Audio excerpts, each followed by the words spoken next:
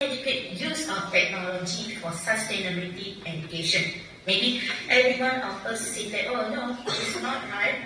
Okay, we are using all the technology, okay, like computers, network, internet, the Wi-Fi, and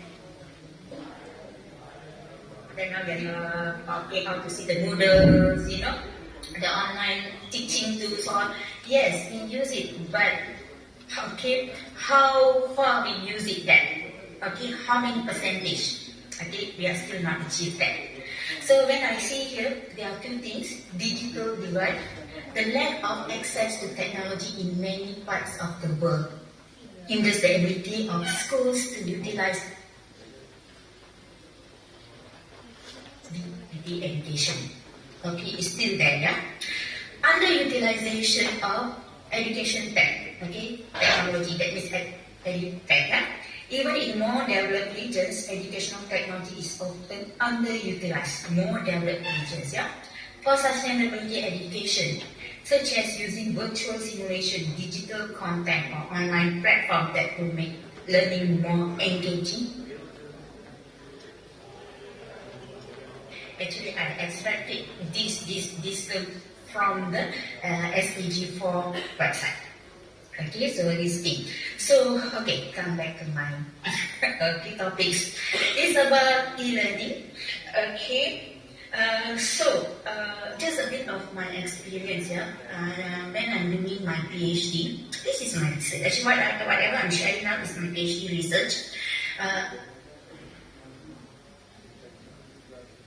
And most of my colleagues, okay, that means in my universities and also my working colleagues, they're really looking down on me. They say that nobody going to look on your research. Is nothing there to do research. There's nothing. Okay, that's how people again reflect to me when I say my research is in e-learning. Okay, not much we can do it. Yes. After that, what I do, I just stop sharing my research. If people asking what is your research, I try to avoid that, telling them. Okay, I'm so upset. Okay, so that's when I do research, my PhD, and during that time, I'm also asking my supervisor, am I choose the correct title or not, the right topic? So, this is how I think everyone knows what's e-learning. Okay, come back here. So when talking about e-learning, okay, everyone should, I think maybe everyone, I'm not sure, but everyone come across this. So when we talk about e-learning, okay, actually we can divide it into categories, or two different types. Learning management system, okay, and then we have computer-based instructions.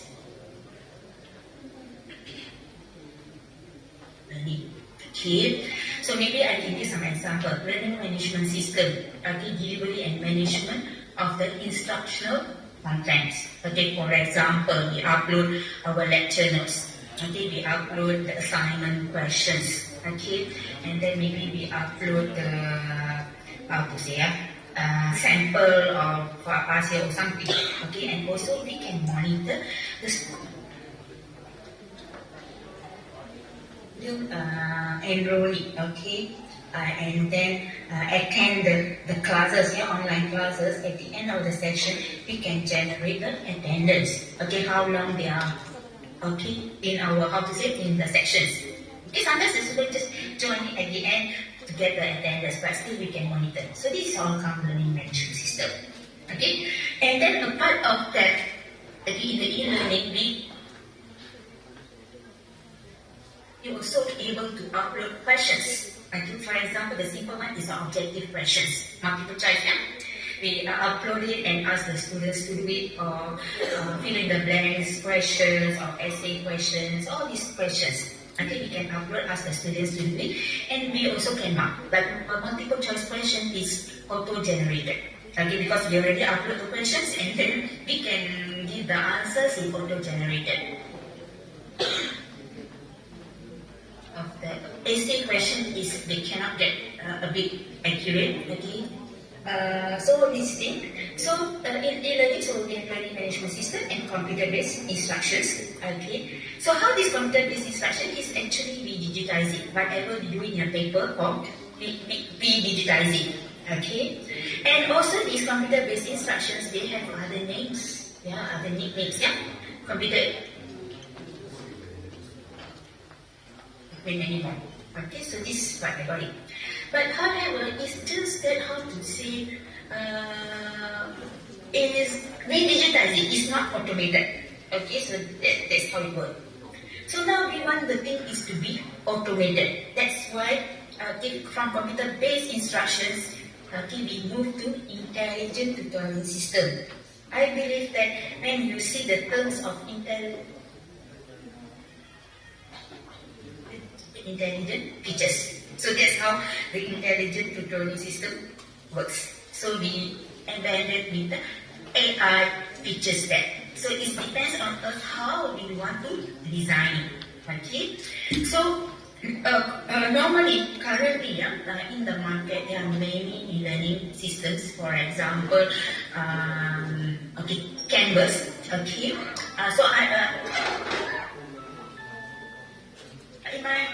We use Blackboard. Okay. Then in my other universities, we use Moodles. So this is I've already experienced with these three e-learning software. These are open source software. But come to the intelligent environment or intelligent features, so far I didn't come across yet. Okay, whatever I'm going. It is supposed to be there, but it's not there yet.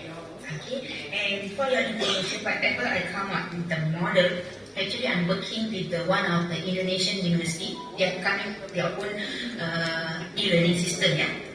And then we are working out how my model can be cooperated with that. The model that they are designing, yeah. So let me go back. Okay, actually. So when we talk about the intelligent tutoring system, actually it's a combination, okay, incorporate with the computer science, okay, elements such as AI, multimedia, and internet. And of course, we use psychological environment, okay. Normally this refers to the cognitive science, okay.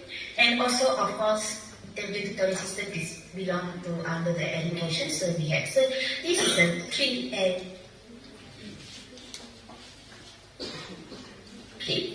And to design this intelligent tutoring system, yeah, this is the basic architecture.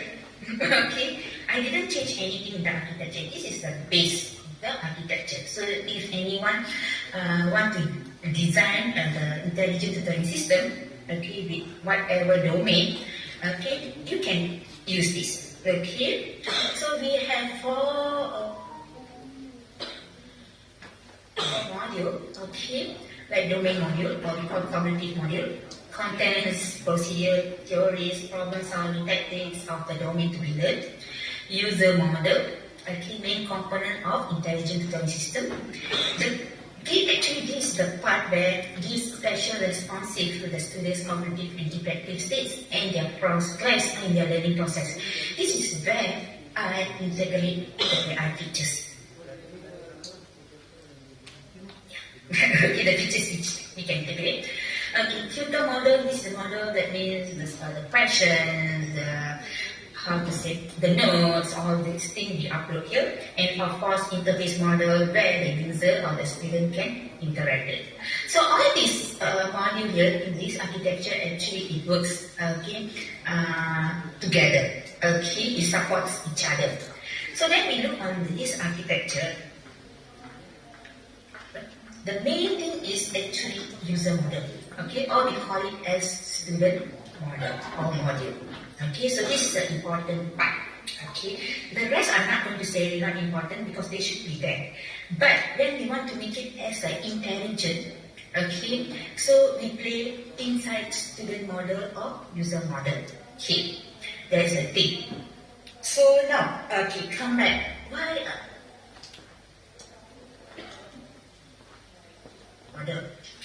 Okay, come back to our classroom, yeah. Okay, so I've been in education almost 28 years, yeah. Okay, I'm as an academician is 28 years. Okay, so my background is computer science and I love teaching, programming. Okay, so that is my area. And recently, I have many students in class, some work in during the lecture. And during the lab section, basically 30 students, okay, we go maximum 30 students. However, I cannot, how to say, interact with them, everyone. It's very hard for me, okay, so that is during the physical class. After that, everyone had the experience during the COVID, okay, during the pandemic. Okay. Stop, we go online. Okay, I think everyone has that experience. Okay, education never stopped. Okay, even the pandemic, we are still working, and I think we are working more than double and triple hours. Yeah. So during the pandemic, I still have class. Okay, and my student increased. Okay, so I don't know how to say. To monitor them is very hard. Okay, I want to say okay, I think everyone has that experience.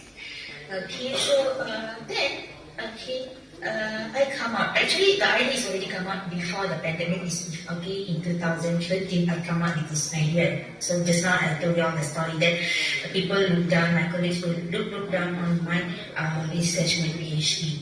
But during the pandemic, my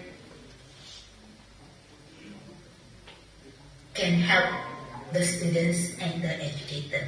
So that's why now I'm very proud with my research. Yeah. So okay, so now come back to the tutoring system. User model is important. Design of student model is important. Here, how we want to attract the student, okay, concentrate in our section. Okay. In the real world, normally is a bit easy. We know that if students are not concentrated or they're doing something else, yeah, we can straight away go to them and talk to them. Okay, but online cannot. Okay. Another term is the motivation. Yeah.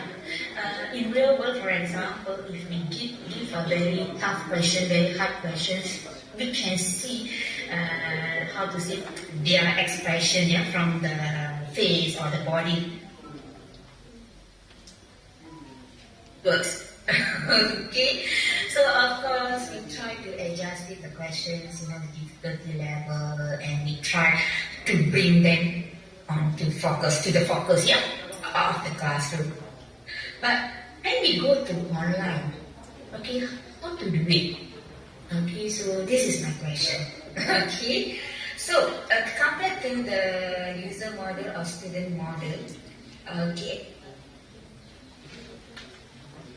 we can base on student characteristic or user characteristics. Okay, so we can base that on their behavior. Okay, so actually, I found out. Okay, actually, I already have a paper published on the user characteristic. Okay, you can go and Google my name in Google Scholar. Okay, you can get the detail of this. Okay, so actually, I found out there are 6 characteristics should be valid in tutoring system. Basically, knowledge and skills, error and misconceptions, learning styles and preference, formative factors, motivation and metacognitive factors. We have 6. Do I need to put all these 6? No. Okay, not because, okay, yes, you can put, but actually knowledge and skills should be there. The basic should be there. But on top of that, you can combine other of these on how you want to develop your tutoring system. Okay, this is a bit of what means of this each characteristic. For example, knowledge and skill. This is a common characteristic that we apply, okay, in our classroom when we are delivering our knowledge. Yeah? So, for example, knowledge and skills. Okay, knowledge is the theoretical or do something bad. Okay, for example, I'll just put a simple example here. I know I'm wearing an orange tie today. Okay, that is the knowledge. The skill is I need to practice. Okay, how to tie the tie. Okay, so that is the skills. Okay, come back to the programming classes. Yeah, the knowledge is we teach the students the concept of programming. Arni. Okay, the fundamental concepts and the skill. Okay, from the knowledge, what they do, they use their knowledge to write the code. That is what they call skills. So for every subject or every domain, okay, the way the knowledge and skill we deliver are different. Okay, so this is the base. So when we are developing the tutoring system, this one should be there. On top of that, we want to make it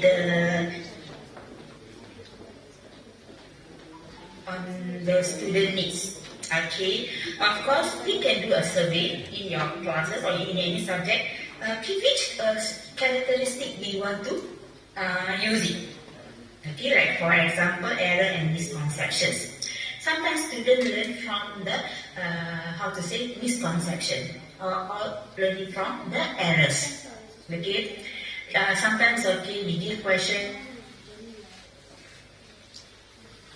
The second step is correct, and the last step may be wrong, and the answer is wrong. Okay, so when we put a big circle or big cross, okay, then we start to teach them, where is your mistake? Okay, we pinpoint that. Okay, this is the mistake. You shouldn't do that. Here, this part you should do this. Okay, so this is what we call error and misconceptions. Some of us learn from this. Okay, so that's why. Other than, I think you all also come across with this. Maybe some of us, okay, we are prefer learning by audio or by looking or by doing. Okay, so this is one of the characteristics we also keep included in your tutoring system. So learning styles and preference, and also cognitive factors. Just that you didn't realize. Okay, it's a concept of learning by themselves. Okay, we are given a problem, they analyze the problem, and then they're able to get solutions. Okay, just that I can't say that everyone have it. We need to do the research. Okay, how my students do? Okay, mostly in this subject, how the students work. Okay, and then of course maybe I need to put everything like self-awareness, self-monitoring, self-regulation, self-explanation, self-assessment, or self-management. Okay, like for example, self-management. For example, I think this happens not only to the student, it happens to us also. So maybe next year I want to become a professor. Okay, so how to get the professorship? Okay, okay, so maybe awareness. Okay, for example, most of the students they want to become a first class honors, okay, or gold medal. So what they should do? Okay, so this is what we call metacognitive factors. Okay, this is all the characteristic. And the last one is the motivation. Okay, I believe motivation is very, very important role. Okay, to activation, I don't think so. Become anything. Okay, so for me, motivation is important. Okay, even when I do observations, okay, on my students, because already 28 years, then I observe motivation is important. So in my study, I use a motivation. Okay. English students, so when we talk motivations, there are hundreds of motivation theories there. Just that which theory we want to use it. Okay? So we have 6 characteristics. Okay. So come back, because my research on motivation assessment, okay, in the classroom, I think all of us can help motivate the student if they are not motivated, we can also observe whether they are being motivated. Okay. So for example, can you see that the first picture? It still happens in higher institutions, yeah. And then same goes the third picture. Okay, so the way are they motivated or not? Okay. This one is more how to say the behavior, observation on their emotions and behavior. So in classroom we can do it. But online learning. How about in the online? Okay, basically I ask, how about intelligent tutoring system? How do you want to monitor them? A bit hard. Okay, sometimes we can see students, yeah. They attend our session, someone session, okay, they just on it, okay, but after that, the 2 hours they are missing. It is very hard to capture them. Even if we ask questions also, they don't answer. I really have difficulty on this. Okay, so, can we do that? Yes. Okay, we can do that. So, when I do research, how to say, the tutoring system of e-learning and also the motivation assessment actually two different research. Okay, actually it's two different direction. Okay, what I do, I combine it together. Okay, actually there are many research out there. Okay, and my research in 2013. So some of the articles I extracted. Okay, maybe you can see the year. Yeah, I purposely put it. Okay, I just want to see. I purposely put it. For example, this one, we can assess the student motivation online by giving the questionnaire, by asking them the question while they are doing the questions, yeah, the tutorials, and suddenly the questionnaire will be pop up. Okay, so this is one way you can do it. So I'm not. What to say? Okay, we cannot. We have a self-professional based approach. And then I purposely put this picture in 2008. They use kinetic modulation approach. That means they're using a sensor and detected their motivation level. Okay. And then interaction-based approach with 3D animated agents. That means while the students answering question and suddenly some characters, okay, the 3D is like a real human. But the problem with all these things, I'm not going to say it's not good. However, it's good because they try to solve the problem. But however, all these things is not very effective when the students doing their work online. They are doing their tutorials online. Okay, because it's distracted them. It's disturbed.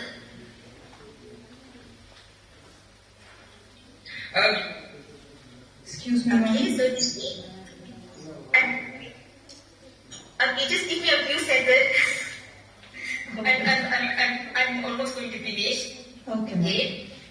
Okay. So what I do, I come up with the motivation assessment model without applying all these whatever I shared. So what I do, I develop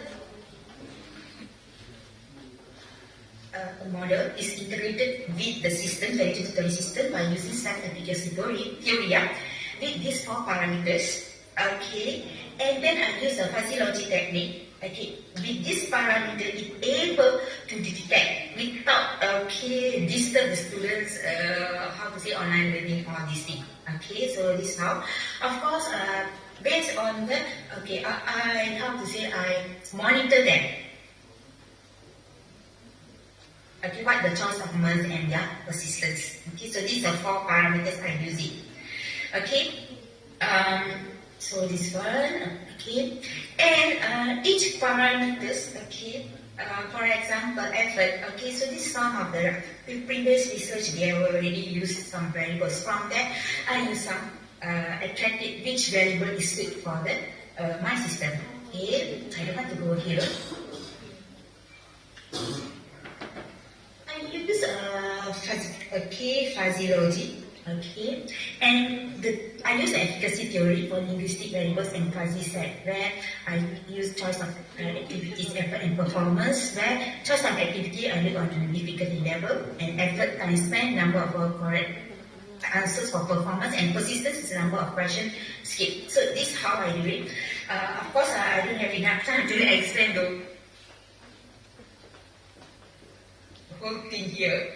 Okay, so this is how I come up with the model, and I already tested with the 110 students. Okay, maybe and it works. Okay, so this is how a detail of this my model you able to get it from this article is in the Google Scholar, or just put in my name Rajamani Dinakaran or just Rajamani, and you can scroll out and look for the title is nothing. Because I don't have enough time to explain how it works. So the detailed explanation is here. Okay, how I create this model, how I can come up questions based on the student's motivation. So I use the student motivation as my primary characteristic. Of course, knowledge and skill will be there, but primary characteristic is the motivation. So the question is able to change according to student motivation level. Okay, so. Okay, I'm almost done. So actually for me, motivation is an important factor in the learning. So that's why I designed the motivation model here. However, there is, more things to be added in. Okay, there's more improvement needed here in this design. So that's why if anyone interested, sure, please, you can contact me. Okay. So this is my contact, email, or you can also capture my WhatsApp number. Actually, my WhatsApp number also my telephone number, handphone number. Okay, so that's all. Thank you. Okay, that's all. Thank you, ma'am, for sharing your valuable expertise and profound insight with us. Now, we are pleased to invite Dr. Surjit Victor, Professor and Head of Entrepreneurship and Marketing at the University of Technology, Bharin. Dr. Victor is a distinguished academic and marketing expert with over 23 years of experience in teaching, research, and strategic management. Dr. Victor's insights into marketing and entrepreneurship will inspire and educate our audience, making this event truly impactful. We look forward to his valuable contribution and thought-provoking address. Dr. Victor has joined us online. Kindly have a huge round of applause.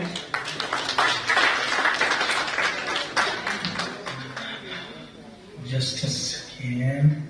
I'm just trying to fix it up.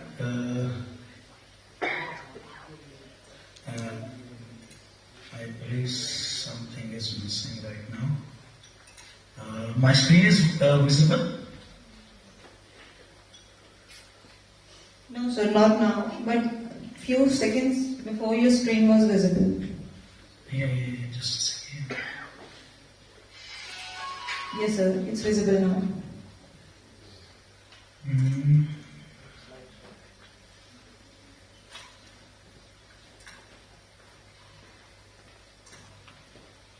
Okay.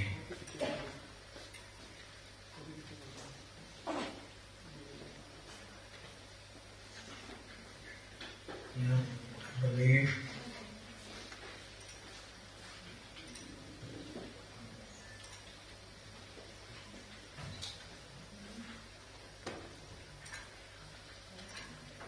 Okay, I'll go by this way. That would be better for me because I do not want to waste the time, actually. No worries, sir. You can continue. It's not coming, actually. I don't know why. Presenting.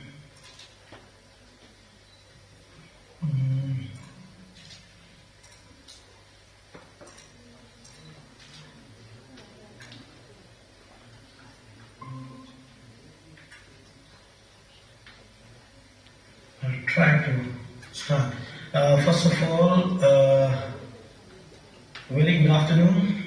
I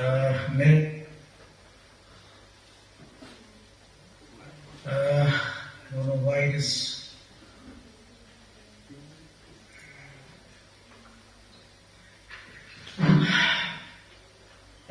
Now screen is clear. Yes, sir, your screen is visible. Okay, but actually it is not moving. That's the problem.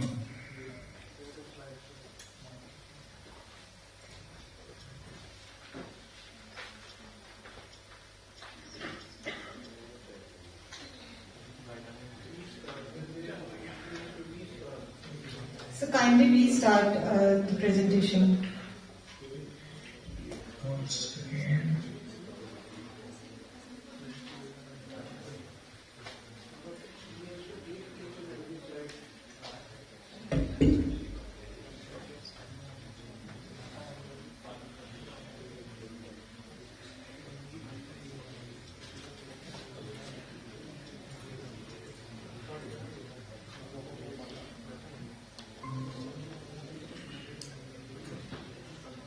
Now it's coming like this, but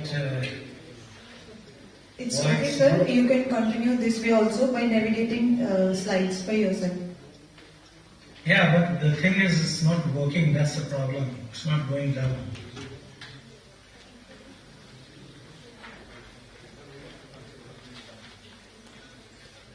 Okay, is it workable now? Yes, sir. Okay, first of all, I'm grateful to Dr. Vivek Singh, the Chancellor of Arni University, HP India. I'm really grateful to Dr. Professor R.K. Pandey, who is the Vice Chancellor. I am grateful to Dr. Professor Manish Kumar Srivastav, who is the Pro Vice Chancellor, and the convener, Dr. Ashish Sharma. I've been in the last 7 years, and we are looking a lot of things over there on the multi-dimensional things. And the most important factor which is coming up over there is that nowadays, previously what was happening, first of all I should tell you, the marketing guys were working together, the engineering guys were working together, the computer science were working together. But when I saw this conference about the multi-disciplinary part, I find out that this is very nice. That the book which I have published on the marketing is actually one of the person is from mechanical engineering, and he has given his thoughts on the marketing part. And I was really surprised that how it is required in the sector which is of my sector. And in case, in the previous time, in the month of November, I published one of the paper in Bahrain. I was giving a presentation over there on my paper, and the person was from the mechatronics. This is actually required nowadays. If you think about that you are working only on your research papers, on your own discipline, that's not going to work now. Previously, I have started one of the programs that is called Techno-Entrepreneurship. That is a mix-up of technology and of entrepreneurship. So, in this case, now I am able to connect it with your conference that why multidisciplinary approach is required. Because the students which I'm teaching are from mechatronics, and I'm a marketing guy. I used to teach MBA. So that was totally different. And as I am a teacher of innovation, entrepreneurship, and marketing, so I need to know what mechanical students are actually doing now. They used to prepare the project, and once they have prepared the project, how they are going to put it in the market. So they need to know. So what they are doing, they are hiring another person from the market who is an advertising guy, and they are preparing by themselves, and they are promoting their projects. So when the university find out, and the Higher Educational Council of Bahrain asked the university, why not the mechanical students as well as the computer science students should be taught the techno-entrepreneurship. And we said, okay, yes, we should be doing this part, which is actually required. So on that basis, we introduced this techno-entrepreneurship. And now when I am able to contact between the multidisciplinary approach and the techno-entrepreneurship, I am able to get it, what exactly this University of Arni University has come up. This is really great. And I really like it. Now, 2 days back, I was in another university and I was presenting one of the conferences over there, and I was applying my own research over there. But today, I'm not interested about that one, but I'm more interested in yours. And this is the most important thing which I'm able to go ahead. This talks about something which is very important about in 2014, during the peak of Ebola outbreak in West Africa, a unique partnership emerged. Medical researchers, data scientists, and anthropologists, as well as logistics, work together. Now, how come you are preparing something which is totally different? Neither, normally the researchers used to go isolated. They work on their own research and they publish. But publication is not actually working in the way which is actually required.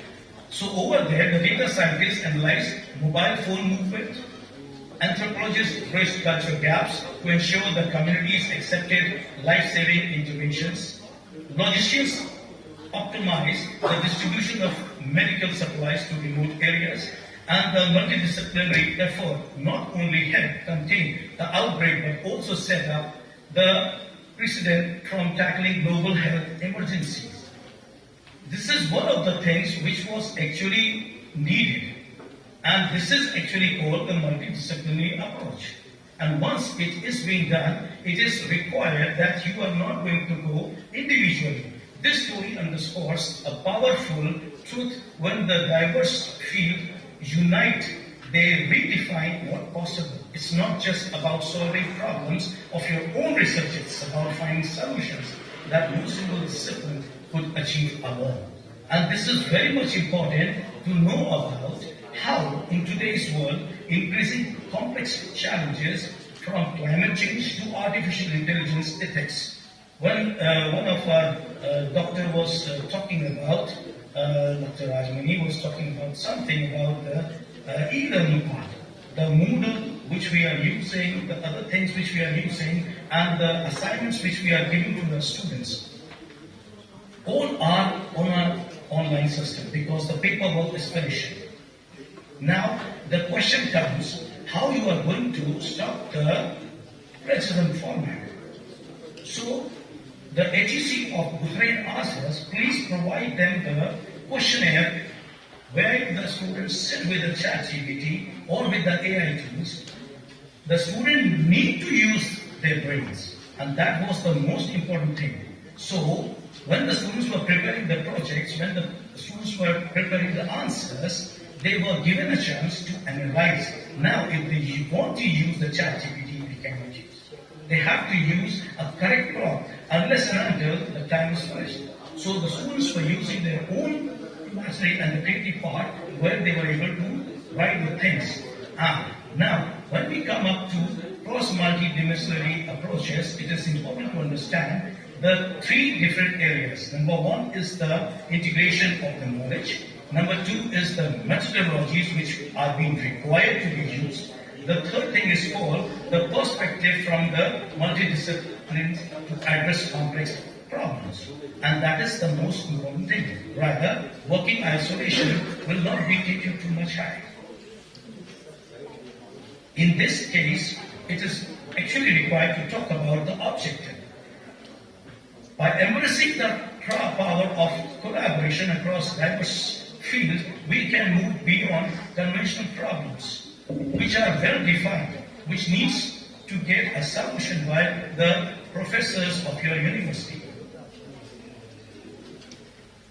2 days back, I put an email to one of the universities regarding the collaboration, and you will be surprised, they were also expecting. And today, because one of your professors has given me the opportunity, so I am also giving an opportunity to the university that your university should send an email for the collaboration for the multidisciplinary approaches.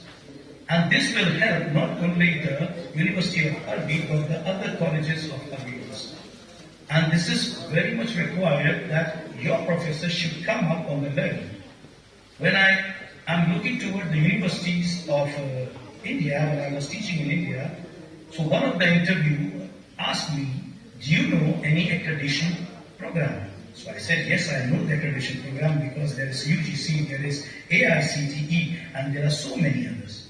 So the person told me that it's local, and I was a bit surprised because I have never thought about it. And it was really crazy for me that I'm working in UGC, I'm working in MBA, I'm working in AICTE, and I do not know what is international. So once I reach over there, I find out that there are big things which are required. One of the most important thing is the AACSP.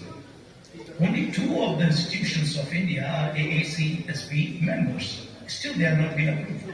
And one of them is IIMs. So it is important. Now, one of the multidisciplinary approach through the IIT has been done to Abu Dhabi.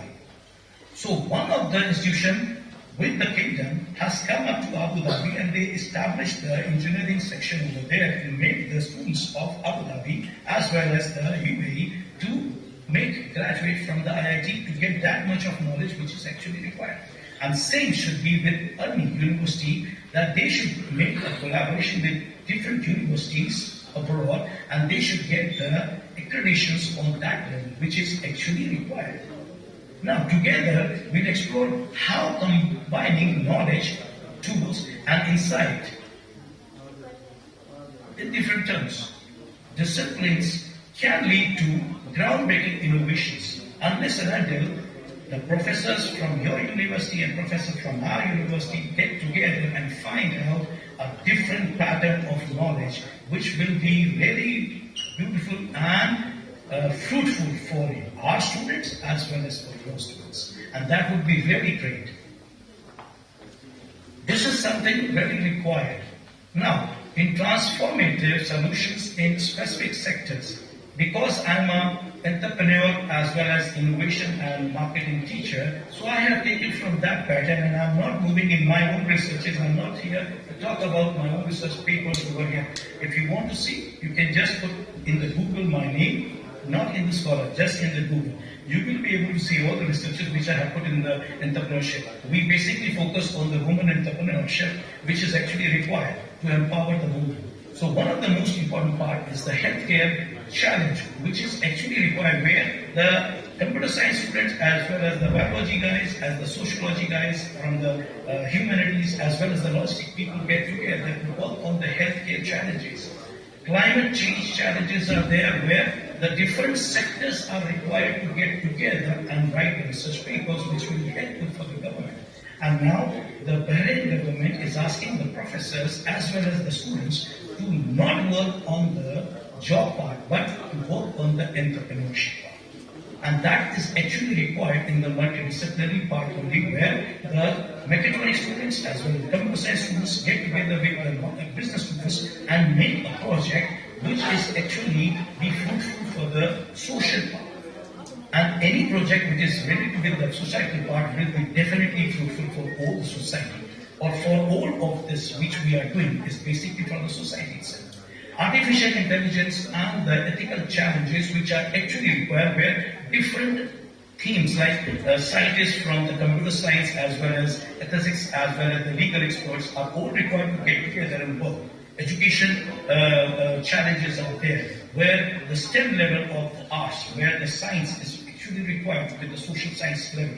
And all these, whether it's a food security, whether global peace security, all are required, where all the different disciplinary approaches of the different disciplinary departments should get together and write research papers. This time in the IEEE, we have put the paper with two different departments. And as a business person, with me there was a person who was actually from the computer science and worked from the engineering section. That was from the mechatronics. So we all together wrote a research paper on the marketing strategies for the digital part. Now, how the hyper markets are growing? Do you think, is it audible or I have to stop it? Yes, sir, it's audible. Okay. So these are the most important things where the multidisciplinary approach are actually required. The problems which requires expertise from various domains which focuses the technology and innovations are pandemic, climate change, smart cities, food security, artificial intelligence. A few days back in IEEE, the theme was on the smart cities. And we have put a research paper on the smart city, how the AI would be helpful for the smart city. And it was impossible for a person from the marketing background who can be able to write on one theme. But because it's a multi-dimensional theme and multi-disciplinary themes, it is required that 2-3 guys who are from different areas should keep the brain on the area which was actually required. Now, when I'm talking about the intersection of marketing, innovation and global challenges, the most important thing is marketing and innovation drive the adoption of transformative solutions. The solutions which are actually required in the area of the research. The cross-disciplinary strategies are being required which are enable tailored responses to global needs. Unless and until the two different disciplinary approaches are not coming together, they won't be able to get a requirement for the global need. The integration of the technology marketing redefines consumer engagement. Now, when the professors who are going to give the research papers, they need to go ahead out of their own limitations and the barriers they should break to go and find out something which will be a collaboration with the multidisciplinary approaches. That would be more beautiful. If I'm only talking about marketing, so the engineering guy will get upset. Why? Only marketing. If the computer science teachers are sitting over there, so they will be getting upset. So now the requirement should be on the multidisciplinary approach, which will help not only the Arni University, but all over the India to come out. And this is what is going on in the developing countries. As a country called Bahrain, we are using those approaches very well. And we are trying to find out the global challenges which are coming up to find out a solution for them. And once we are able to find out, we put up the research papers on them. The university helped us in giving the incentives to our professors to write more research papers, not only to give the privilege to the teachers, but by that, the university's index and citations comes up, which increases the ranking of the university. So, it would be something beautiful that if the global challenges are being taken up by the professors of the universities who are being there, as well as the professors whose papers are being accepted in this particular conference, please make sure that in future or within this conference, please get more beautiful research papers on the multidisciplinary part. We are writing only on the themes which you have given to us. That is good. That is isolated part. But if you go on the multidimensional and the multidisciplinary approach, that would be really beautiful, because that is the theme of a particular conference. Now, the role of marketing in cross-disciplinary innovation talks about the storytelling, the consumer insight, the brand alignment, and the market accessibility, which is very much important. Translating about the complex innovations which are not being covered. If I'm talking about the leveraging of data analysts, it's not only covered by one person. There are multidisciplinary people who are coming up together to make a brand of the company, to make a brand of the university. And that is actually needed. When we talk about the necessity of multidisciplinary approach to global challenges, it's one of the most complex problems to find out how the 6 different areas which are called the climate change, the public health, inequality requires more expertise, more researches are actually required. One of the research paper when I was writing about the marketing part of the private labeling, you will be surprised that Lulu, which is now being available in India, previously was only in UAE and the Gulf region. Slowly, they are moving into the production part. Previously, they were only the trading part. They were taking the products from the company and they were selling as the retailers. Sorry to interrupt you, sir. I will conclude your session. Sure. Due to short time. Only 1 minute. Okay. Not more than that. Okay. Not more than that. So, one of the success stories which I'm talking about of the electrical vehicles and the telemedicine apps as well as the sustainable packages. So these are the areas which are actually came up with the marketing-led collaboration of the multidiscipline. Now, it is important to find out that what are the things which are the most important thing regarding the complex part, that is mobilizing marketing for multidisciplinary impact, advocate for marketing central role in the cross-discipline projects, develop campaign and engage with diverse team. Not making too much time, I just want to conclude it that please, best of luck for your conference and best of luck for you all the professors. Congratulations that you have very nice conference this time. Thank you, Dr. Sujit Victor. Thank you, Dr. Sujit Victor, for your insightful address Again, a huge round of applause for both the online speakers. Thank you so much. Thank you so much. Thank you, sir. Now, we are honored to welcome our keynote speaker, Dr. Anil Kumar Mishra, Principal Scientist, Soil and Water Conservation Engineering.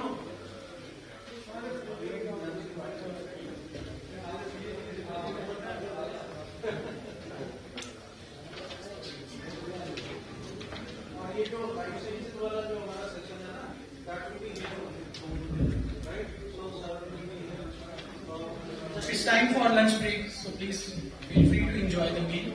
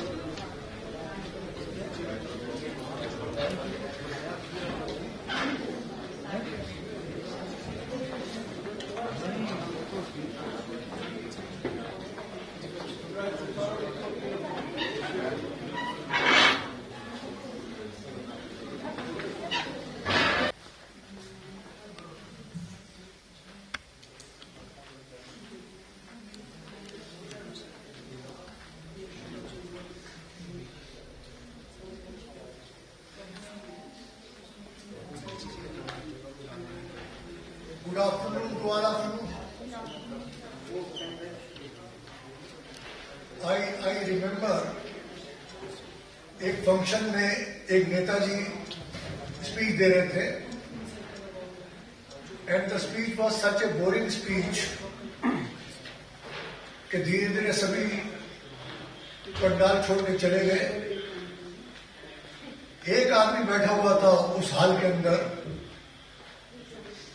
तो जब उससे पूछा गया कि आप कैसे बैठे हुए हो, तो उन्होंने कहा कि जब ये भाषण बंद करेंगे तो मैं अपना ये कुर्सी मेज जो मैं लाया हूं ये सब में लेके जाना है मुझे वापस. I mean, apart from it, it was just a joke. Now almost the hall is vacant. And my number is unfortunately at the last.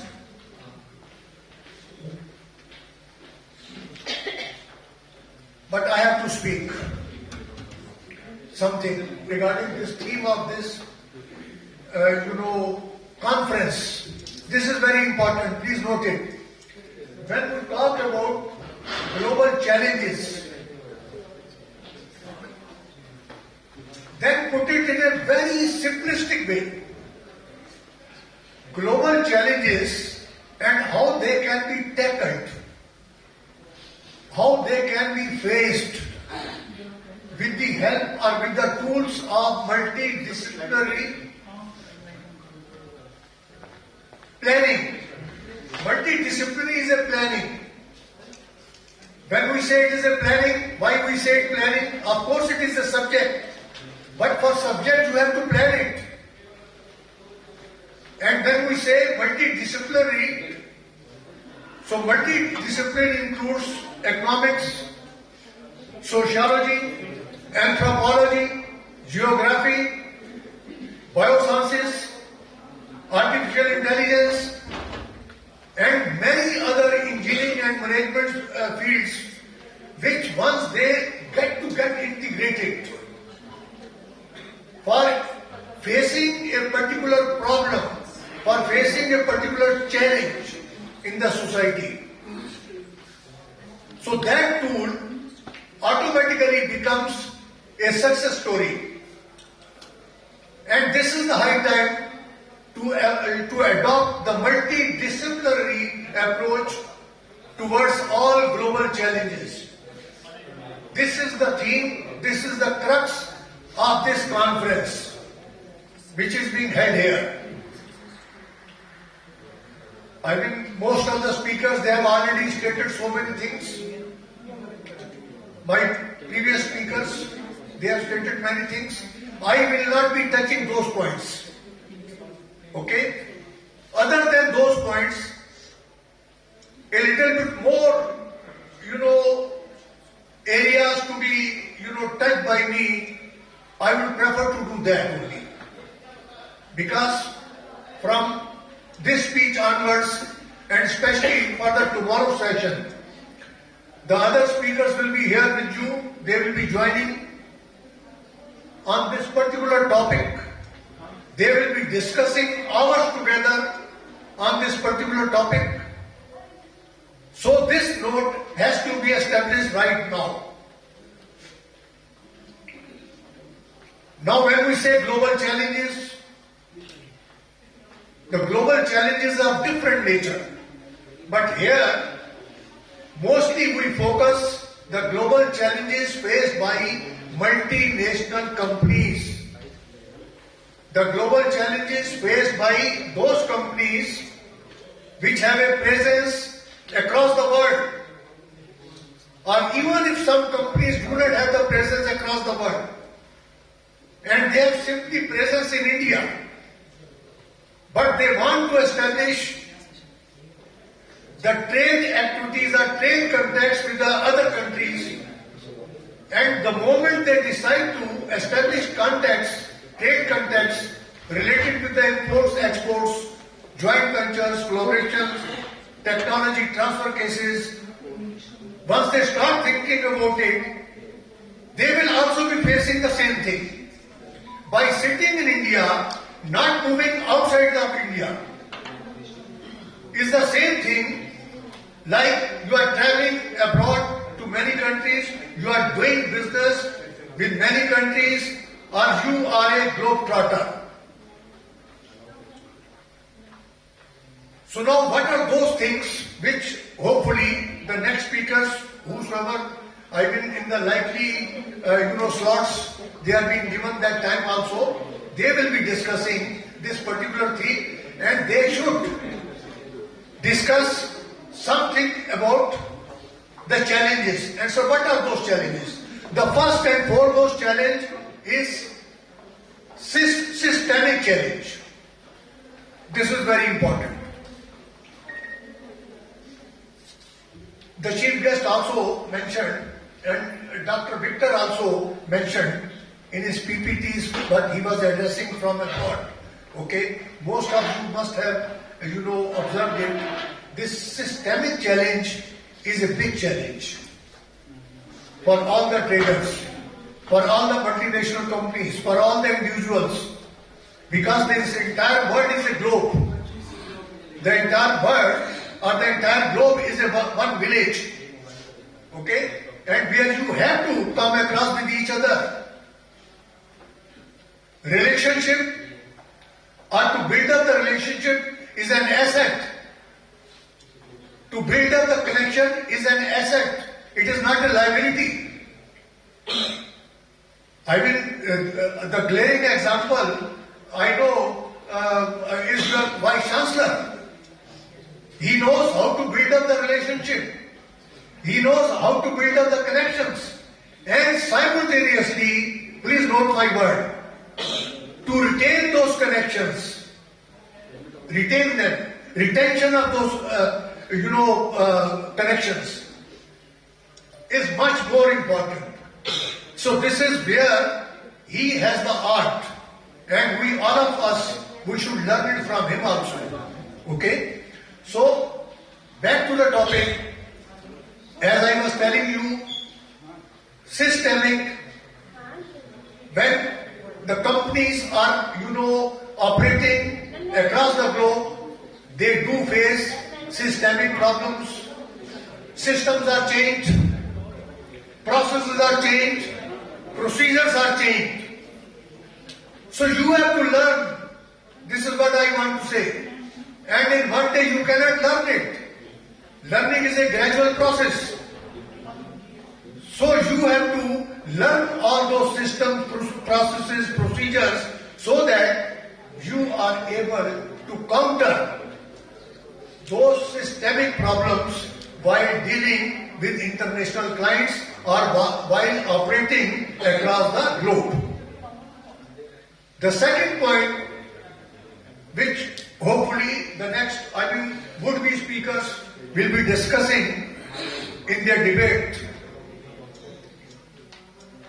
is related with the cross-cultural gaps. Once again, it is very important, cross-cultural gaps, because culture plays a very important pivotal role.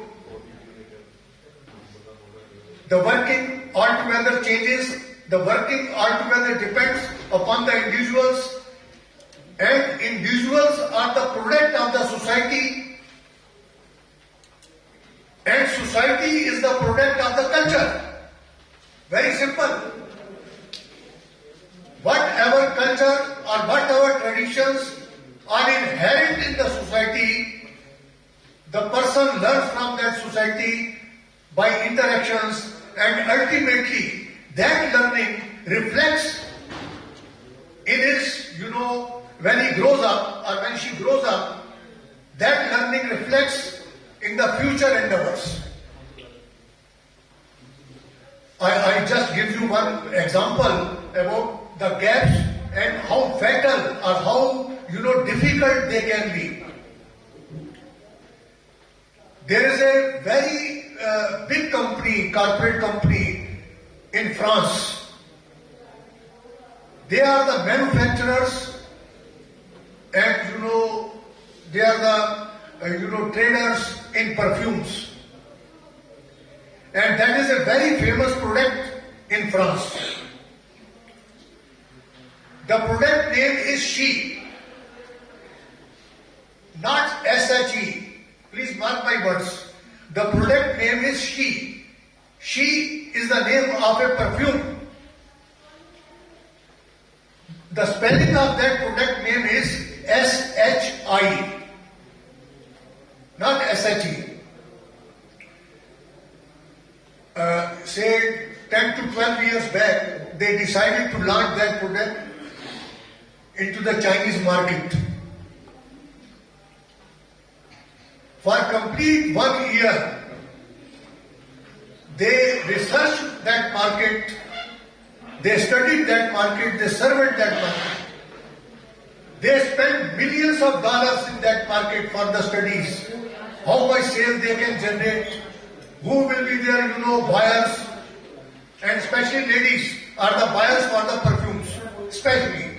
Everybody buys, okay? But majority of ladies, they do go for that perfumes, okay? So they studied, they invested the money.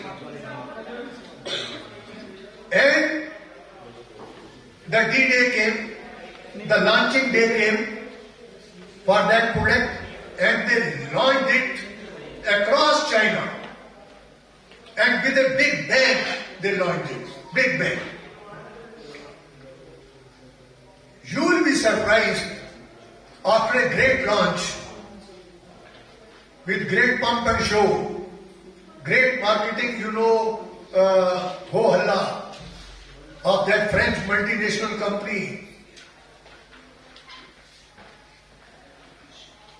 For complete 3 months, 4 months, nobody visited the departmental store that they opened over there as one showroom where that product can be displayed.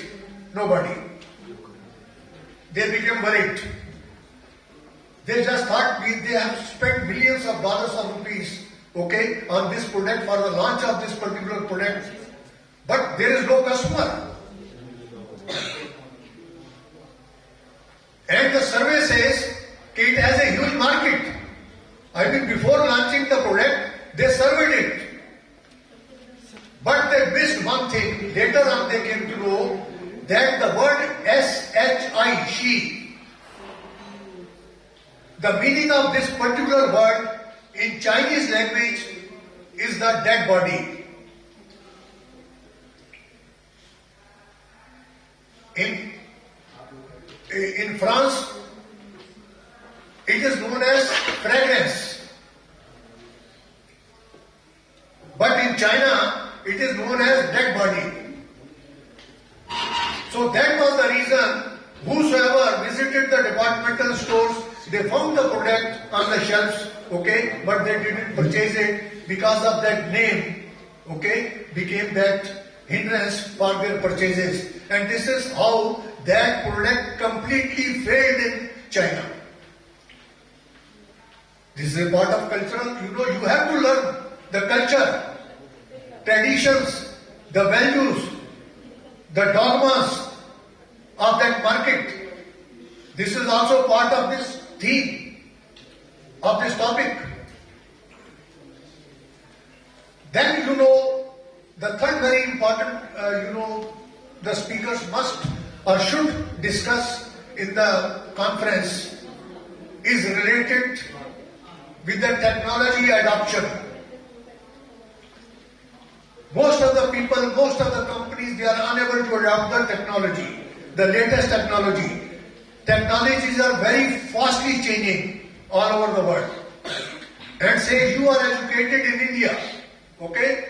The moment you are being employed by some multinational company and you are being posted in Dubai or Abu Dhabi or in Germany or anywhere else in the world, and the latest technology is being adopted for which you are totally unaware, then it becomes a problem for you.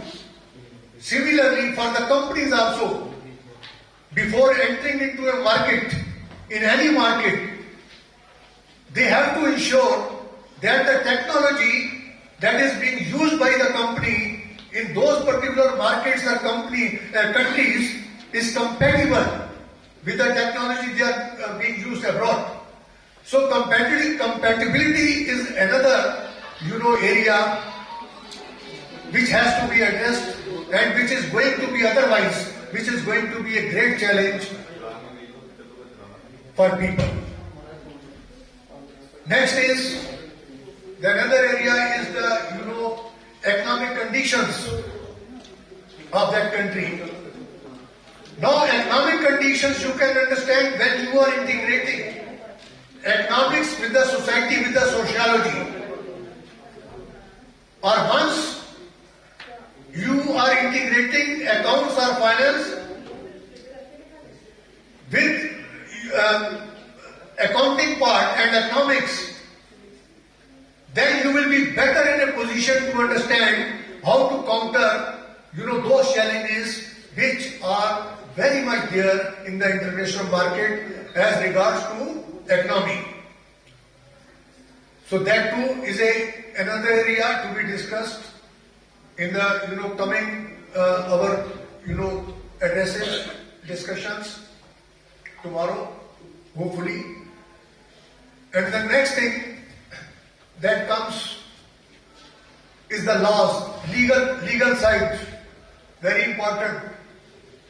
Now I give you an example, legal side, because you have to get aware of the legal side also. Otherwise, again, it will be a problem. When we talk about legal side, AK-47 or Beverly Scott rifles or different RDX or something like that. These are available in the international market of Latin America or America. There you can get it. Dunsub is aware of it because he has international exposure also. Okay, he knows about it. But you go and travel on a business trip to USA and you say, just think about it. The guns are available, the bombs are available, all these things can be exported. They are so cheap here in United States, and these can be purchased and these can be sold in India. Similarly, there was a client of mine who came to me. They have purchased 5 containers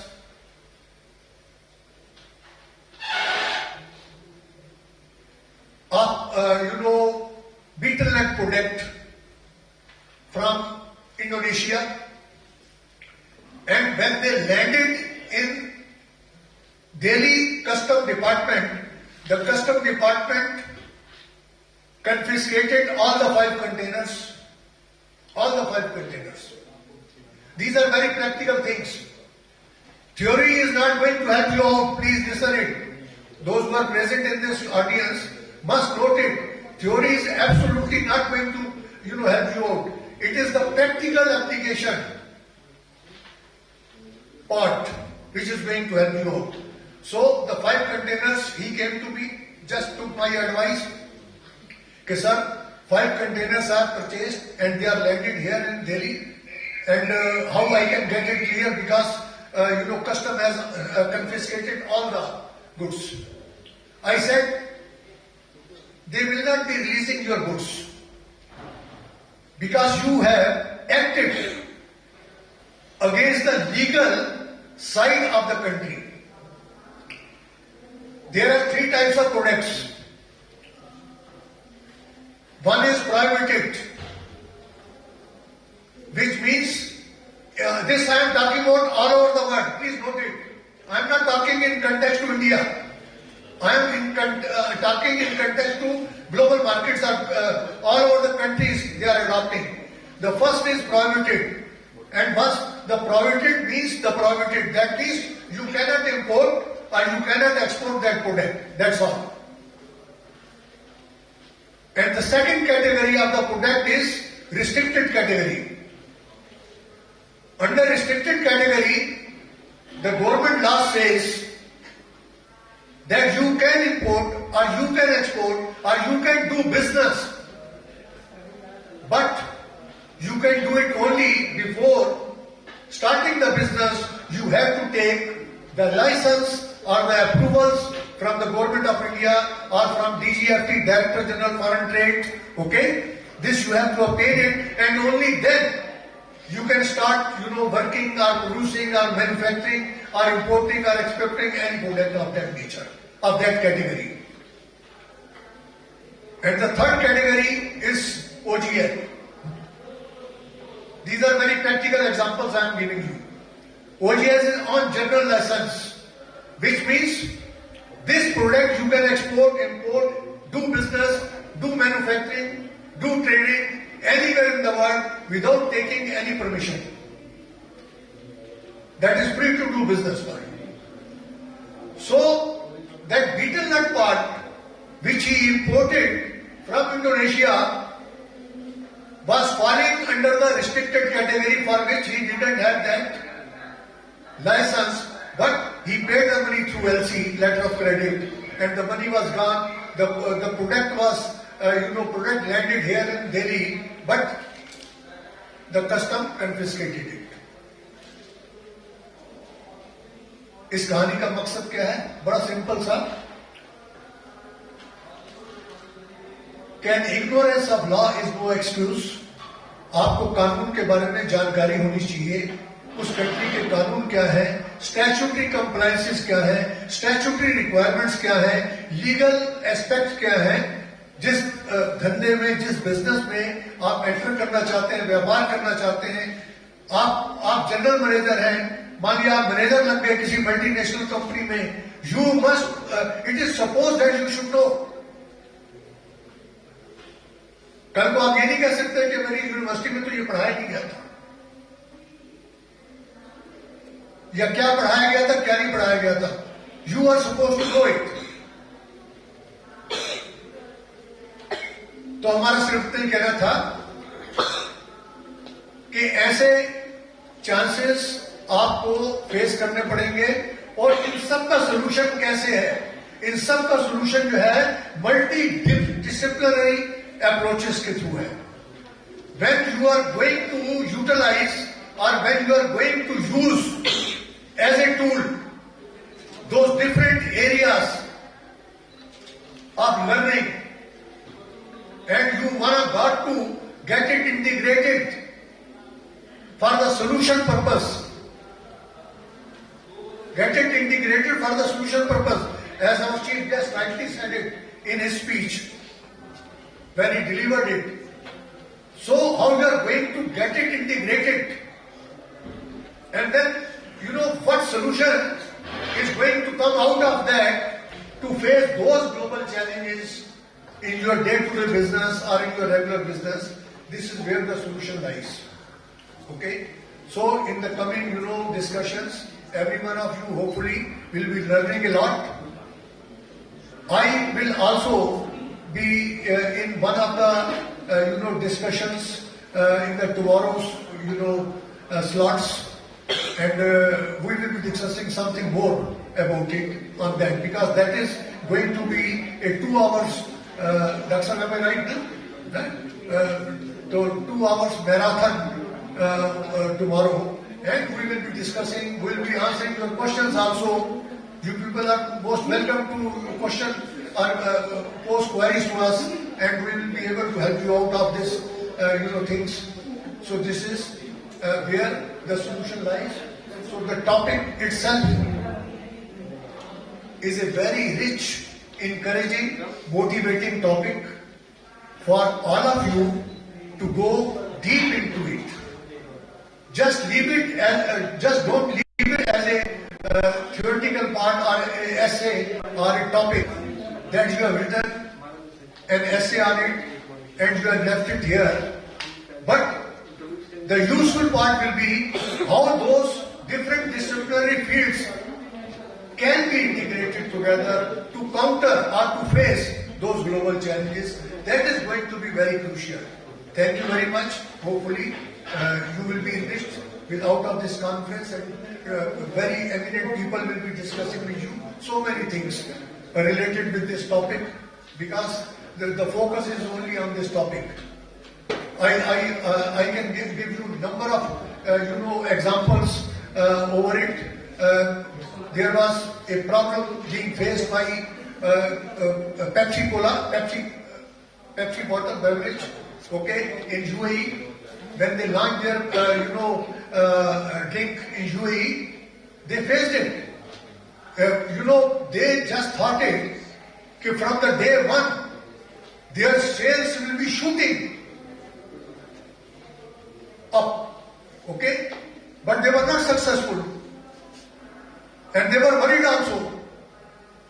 Why, being a multinational company having huge money at their disposal, still unable to click the market or catch the market or the pulse of the market, they couldn't understand. Why? Very simple thing.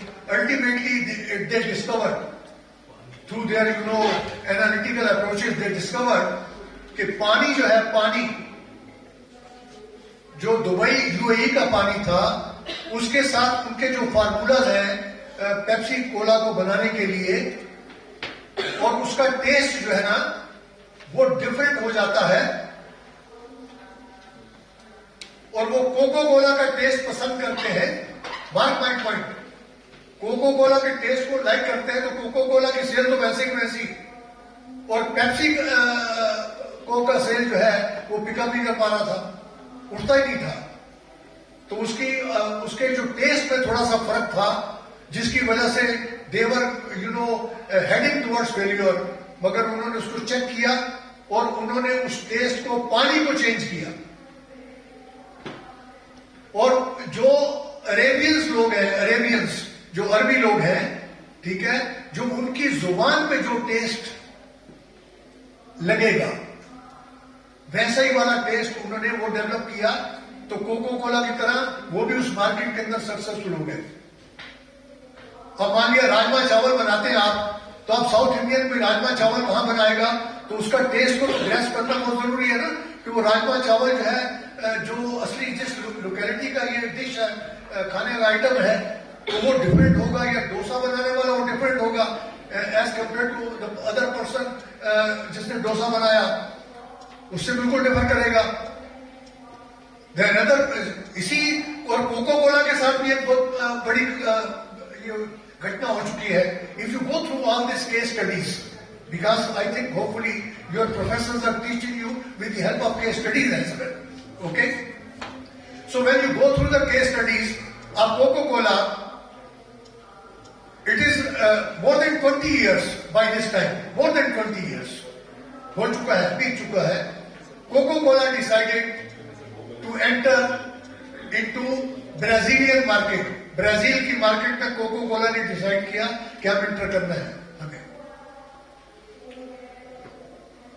और cocoa Cola जो है बहुत ही लाव लश्कर के साथ और पैसे की तो कोई कमी नहीं है।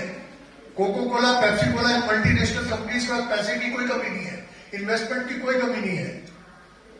इनको ये भी नहीं पता होता कि कितना पैसा उनके पास है, ठीक है, but they spend money like water. उन्होंने ब्राजील के अंदर जो है कोको कोला लॉन्च कर दिया। जब कोको कोला लॉन्च किया, 1 साल तक कोको कोला घाटे में रहा, इन लॉसेस, और millions of dollars were put into losses for Coca Cola. तो जो ब्राजील की कंट्री का कंट्री हेड था, ब्राजील की कंट्री का जो कंट्री हेड था, उसको कोको कोला के हेडक्वार्टर ने अमेरिका में बुलाया अर्जेंट मीटिंग के लिए, और ये कहा कि ये कोको कोला हम 1 साल हो गया है और हमारी मतलब हम बिल्कुल लॉसेस पे चल रहे हैं और सेल ही कुछ नहीं है, क्या प्रॉब्लम है। उन्होंने कहा साहब कि वहां लोग इनका कोला तो पसंद कर रहे हैं, उनका लोकल प्रोडक्ट है इनका कोला। उन्होंने बड़ी कोशिश की कि इनका कोला किस फार्मूले से बनता है, क्या कंपोजिशन है उसकी, क्या इंग्रेडिएंट्स मिलाने से वो इनका कोला बनता है, but they couldn't succeed, success नहीं मिली उनको। Please mark my words. तब क्या हुआ, फिर उन्होंने अपने उस कंट्री हेड को बुलाया और ये कहा कि हमारे बोर्ड ने डिसाइड किया है कि हमें हर कीमत पे, प्लीज नोट इट, हर कीमत पे बाई ऑल मीन्स हमने इनका कोला कंपनी को परचेज कर लेना है। और उसके बाद जो है, जब सारी चीजें सेटल हो गई और उसके बाद जो है इनका कोला के ओनर्स को ये फीलर भेजा गया कि हम खरीदना चाहते हैं। वो कहता है why should I sell it, मेरी company is the only exclusive company in entire Brazil, मेरा एस्टैब्लिश ब्रांड है, मैं क्यों बेचूं भाई अपनी कंपनी को। उन्होंने कहा जितना पैसा आपको चाहिए ले लीजिए। लास्ट में, this is in the case studies, last में उन्होंने ब्लैंक चेक रख दिया और कहा कि जितना पैसा आप भर सकते हैं भर लीजिए, मगर हमें ये खरीदनी है कंपनी। और लास्ट में जो एग्रीमेंट हुआ, उस एग्रीमेंट के हिसाब से कोको कोला ने इनका कोला ब्रांड को खरीदा। अब उसका फार्मूला देखिए, सुनिए, सब लड़ाई फार्मूले की थी। वो फार्मूला उससे अगर उनको मिल गया होता तो डेवलप कर जाते कॉपी। तो उसमें लिखवा दिया कि फार्मूला भी आप देंगे, हम खरीद रहे हैं, जो आपके एसेट्स लायबिलिटीज है सबको लगा के। तो फार्मूले के साथ जो है, ब्रांड के साथ जो है, वो सब उन्होंने खरीद लिया। तो उस फार्मूला से फिर उन्होंने ये डिसाइड किया कि हम इसमें कोको कोला लाइन भी करेंगे, हम को इनका का उन्होंने कंबाइंड ब्रांड रखा नाम का, और इनका कोला के नाम से जो है वो ब्रांड आज भी चल रहा है ब्राजील के अंदर, और वो ब्रांड है इसका कोको कोला का। The owners are from Coca Cola. तो कहने का अगेन, क्रॉस कल्चरल गैप्स, जो मैं आपसे कह रहा था कि culture plays a very vital role. आपकी अगर एक ईमेल जाती है ना, email, that is a communication part. उस कम्युनिकेशन पार्ट के अंदर आपने क्या लिखना है, क्या नहीं लिखना, कितना लिखना है, कितना नहीं लिखना, कौन सी चीज लिखनी है, कौन सी अवॉइड करनी है, कैसे आपने उसको संबोधन करना है, एड्रेस करना है, किन वर्ड्स को यूज ही नहीं करना, उस कम्युनिकेशन के अंदर किन वर्ड्स को यूज ही नहीं करना। ये सब चीजें जो है, ये ग्लोबल चैलेंजेस का पार्ट है। Note my words. These are the part of global challenges. These are various global challenges which you have to face, and then you have to come with a counter solution through your learning. और जब मैं learning कह रहा हूं, तो learning इसलिए कह रहा हूं कि जैसे अभी नई एजुकेशन पॉलिसी है, उसके अंदर भी एक सोशियोलॉजी का स्टूडेंट है, वो इकोनॉमिक्स वाली फील्ड में चला जाएगा, 6 क्रेडिट अर्न करके वो क्रेडिट ट्रांसफर हो जाएंगे, इकोनॉमिक्स में चला जाएगा, इकोनॉमिक्स वाला जो है एंथ्रोपोलॉजी में चला जाएगा।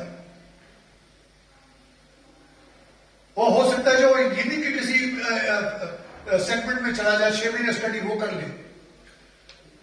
तो I mean these different studies of different fields, then gaining some knowledge, then that knowledge to be integrated together to face those challenges. That is the crux. ये पूरा निचोड़ है. ये आपके कल के जो कॉन्फ्रेंस और आज के जितने स्पीचेस हुई हैं, इन सब का निचोड़ यही है. Thank you very much once again. Thank you. Thank you, Professor Dr. Mahesh Gandhi, for your insightful address and for enriching us with your valuable experience. Now, we are honored to welcome our keynote speaker, Dr. Anil Kumar Mishra, Principal Scientist, Soil and Water Conservation. Let us all extend a warm welcome and give a huge round of applause to Dr. Anil Kumar Mishra.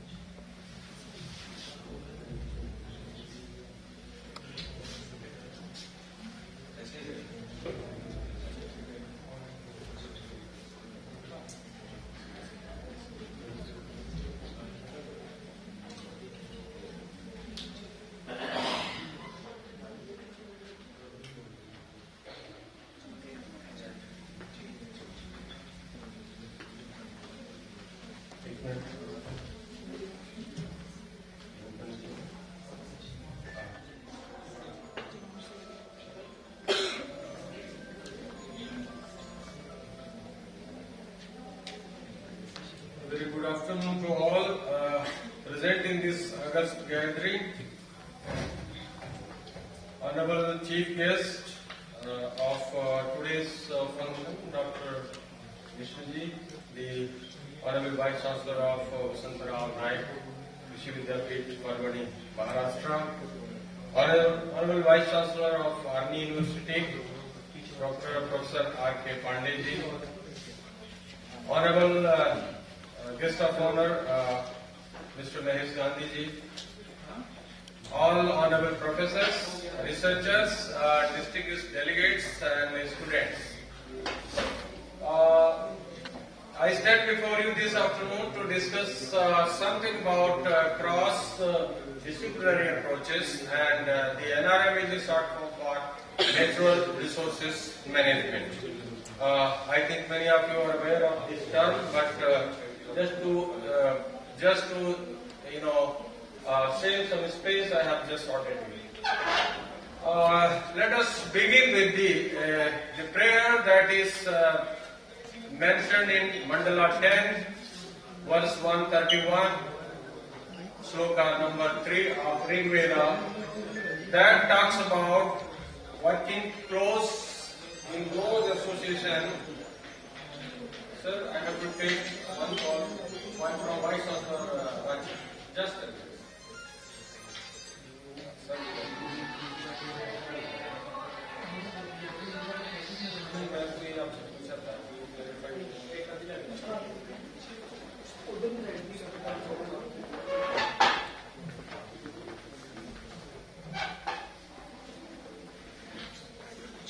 ठीक है sir, मैं कर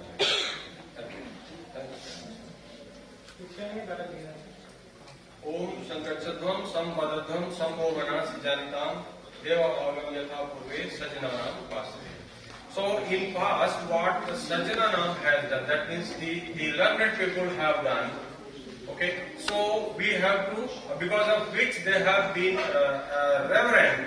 So what we have to do is Sangakshadvam, साथ साथ जाना है. Together we have to walk. संवादध्वम, साथ साथ मिलना है, बातचीत करनी है, और इसी प्रकार से हमें अच्छे रिजल्ट्स के लिए एक साथ आना है. So this is not a new concept, so-called cross-disciplinary or multidisciplinary.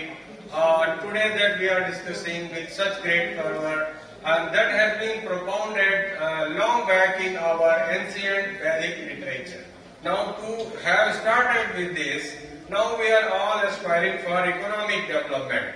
Everybody, all works of us are now surrounding, or it is around economic development that you can say, and to be very conclusive, that economic development with sustainability.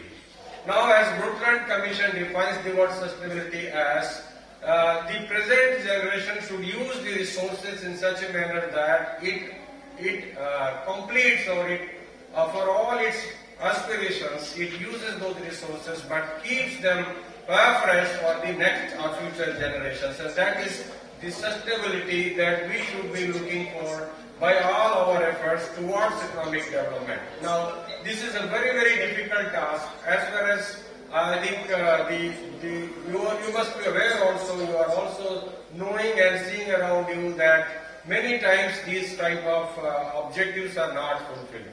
Why? Because we are not really very much committed, and we are not able to do whatever is required to attain this sustainability. But I say that a balance has to be struck between the resource utilization and its future availabilities as far as the quantity and qualities are concerned.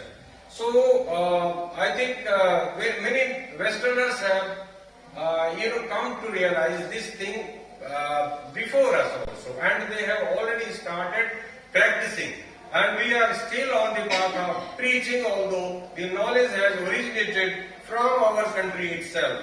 So cross-disciplinary approaches are there. They are having lots and lots of benefits. I think before this August gathering, I will not explain that thing much, but cross-disciplinary approach is a way of thinking and working that involves combining knowledge and methods from different areas of specialization. And I think it will be very clear when you come across the term multidisciplinary, interdisciplinary and transdisciplinary. Alright, so in agriculture we have got multiple cropping, we have got intercropping, we have got monocropping. You know, that is very easy to explain. When you are growing one crop alone, that's monocropping. When you are growing two crops together, it is intercropping.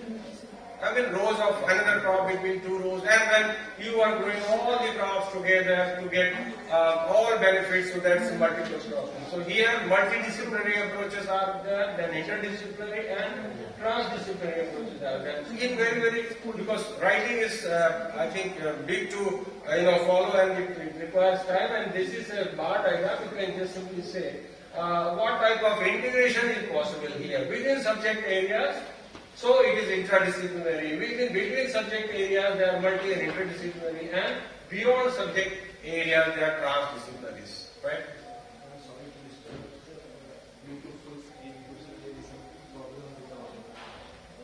Okay, then make it half screen.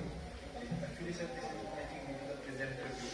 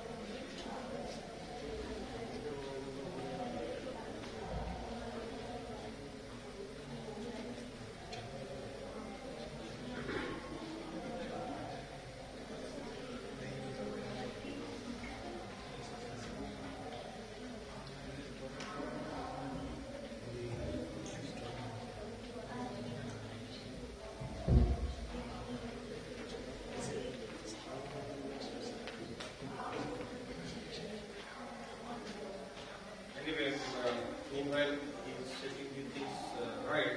Let me discuss that. There are many complex challenges before the society now. Say, I come from the area of natural resources management. Let us see the water. As Dr. Gandhi was just mentioning, that I am noticing every day, if the concrete mix is prepared by using a high salinity water, having EC more than 7, 8 or so, what you notice is that the concrete, the strength, that is called as compressive strength of the concrete, that is weakened. The bondages are weakened, and then the concrete becomes more brittle and easily decomposes. So you can see many buildings are there where the decomposition has just started, because either the groundwater is saline or their concrete mix was prepared with a high salinity water. So what the pre-mixed concrete manufacturing plants they are doing, they are now concentrating much on the quality of the water that they are going to use. Many times you will wonder that they are using the drinking quality water, having pH 7 or so and having no salt in it. So how the area of civil engineering, somebody met me, he is a civil engineer. Area of civil engineering requires a very, very clear idea and knowledge of the water quality. So is it not cross-disciplinary? This is very much cross-disciplinary. I think I will come across one particular slide in this particular presentation where, while I was looking for which is the best example of the system. So which is the best example of cross-disciplinary, and I will let you know that. Now it should move.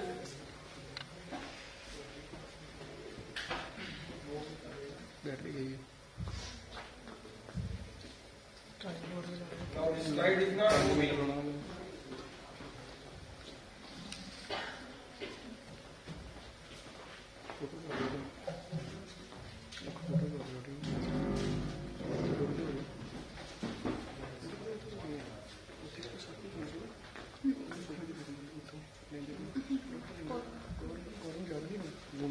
Now, another, many ideas can be there from your side as well as given for marketing and exports, many things there. When you look, you find that yes, knowledge of only one subject is not sufficient to solve a problem, a very small problem, whether it is a household problem or any other sociological problem also. So, when I was looking for the best example of cross and multidisciplinary, I found that in medical there is one disease called cerebral palsy, CP. I mean, many children of the world, they are suffering from this type of a problem called cerebral palsy, and that requires really the integration of all the disciplines of medicine, all the disciplines of social sciences and behavioral sciences. So I am glad to having brought all the experts of various disciplines. Still, the child is only beginner at a particular stage of that disease. So you need to have cross-disciplinary principles. They can be applied to research as well and teaching also.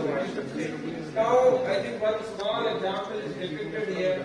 For solving a problem related to water, I gave one example just now. There can be many examples, like water is being used for drinking and domestic purposes, for irrigation purposes, for industrial purposes. And in power plants also, when you have the boilers, and the boilers, the water that is required should be of very high quality water.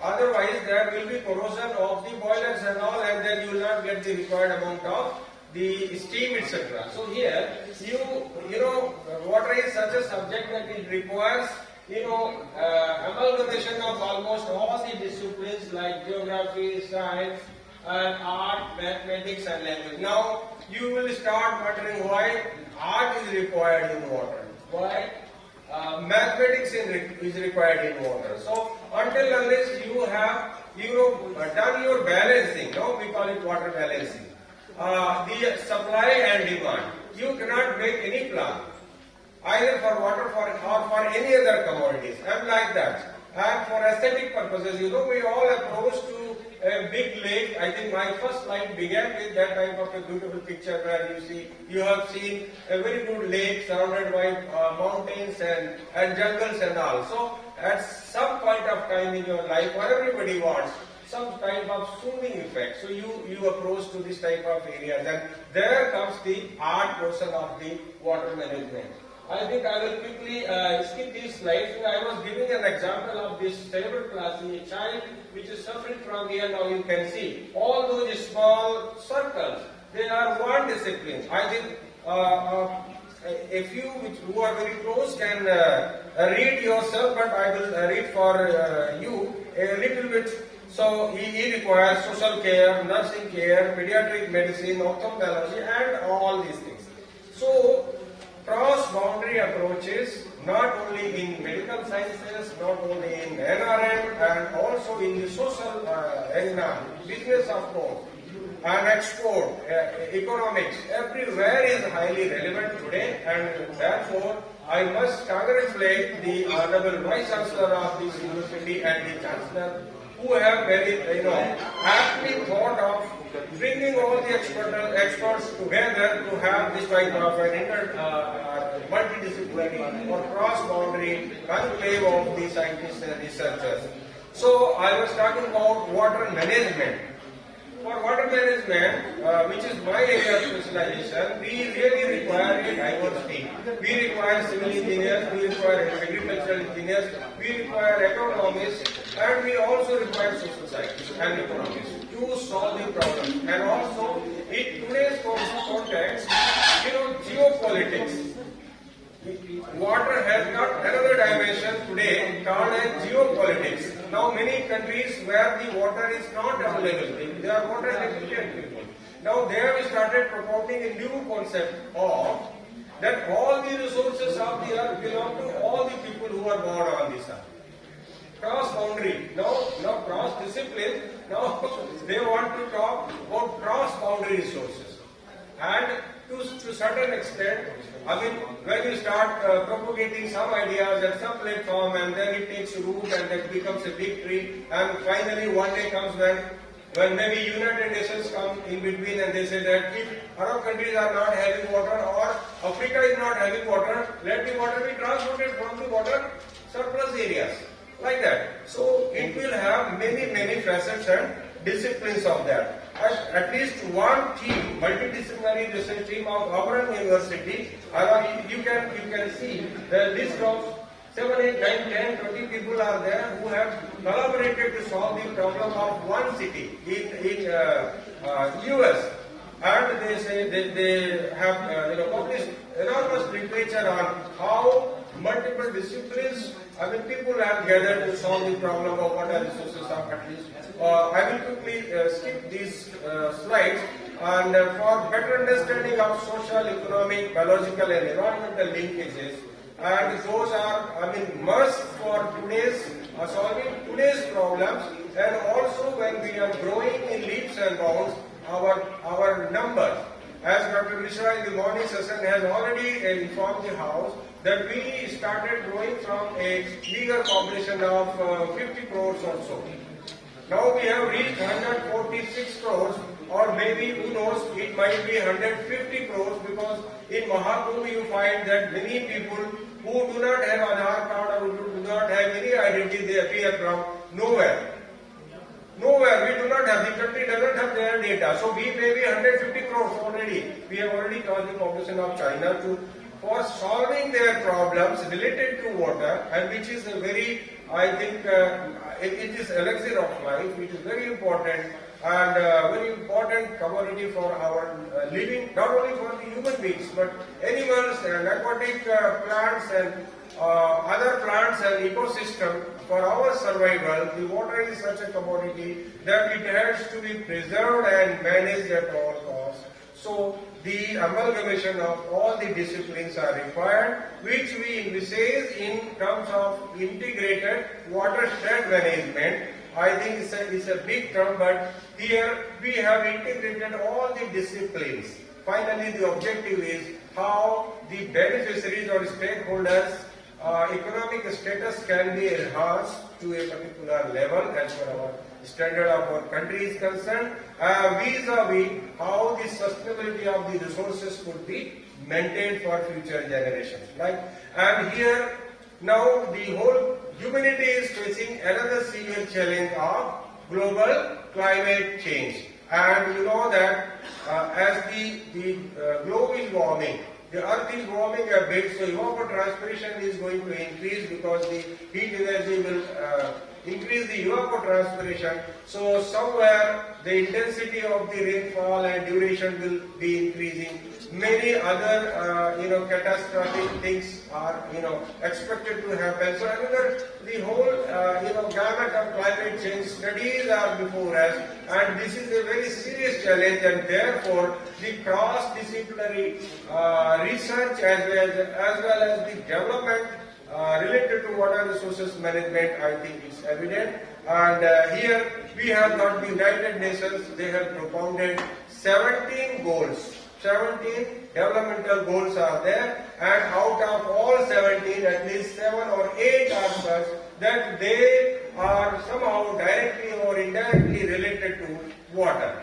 So water is the prime concern of the entire globe, and integrated watershed management has the answer for managing the water resources with the sustainability. And then again, because the time is short, I should again invoke this particular verse from the Rig Veda. Samano mantra samiti samani samanam manah sahachit mesham samanam mantra bhimantre vah samane namo havisha juhomi. Meaning thereby, may our purpose be the same. May we all be of one mind. In order for such unity to form, I offer a common prayer. So a common prayer was offered by our seers. And what is that common goal?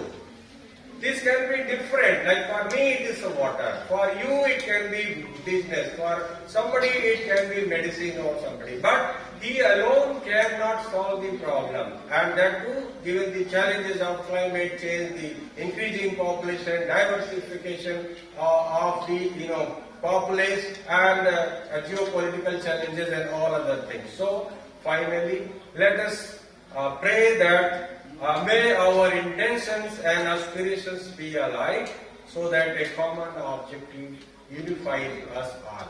So here I stop and I thank Professor R.K. Pandey that he gave me such an opportunity where I am unified with this diverse group from Arni, from Punjab, from other universities.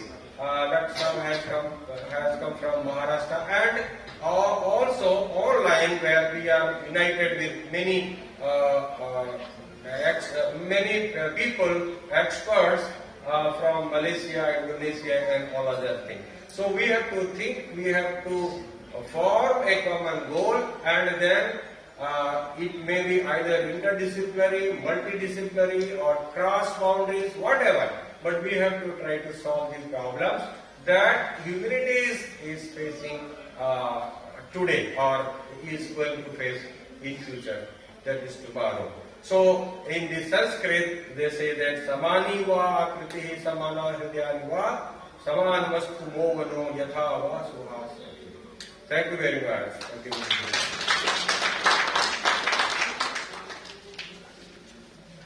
Is there question answer session also? Shall I come down? Thank you.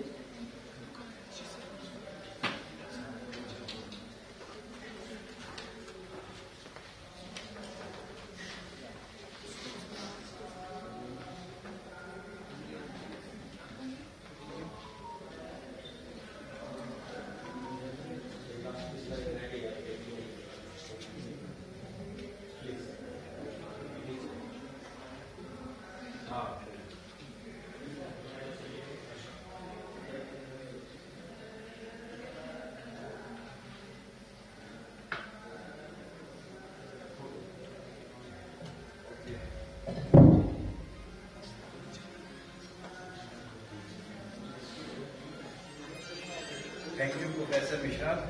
It's always wonderful to hear about sustainable development goals and natural resource management from you.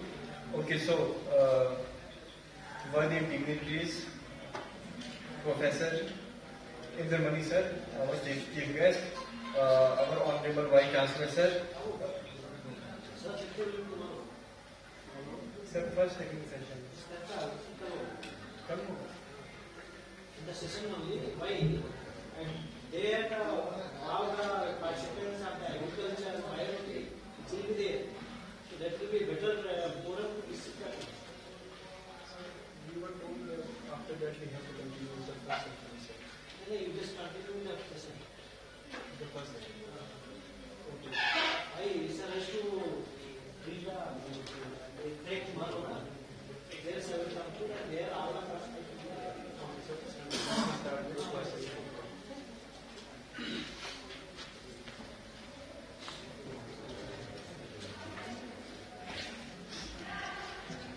So it's my absolute pleasure to welcome you all in the first technical session of track 1. This will be regarding life sciences, agriculture, and basic sciences. So first of all, I would like to call Dr. D.P. Thakur and our session chair, Professor A.K. Mishra sir. Sir, please. D.P. Thakur sir, please come forward.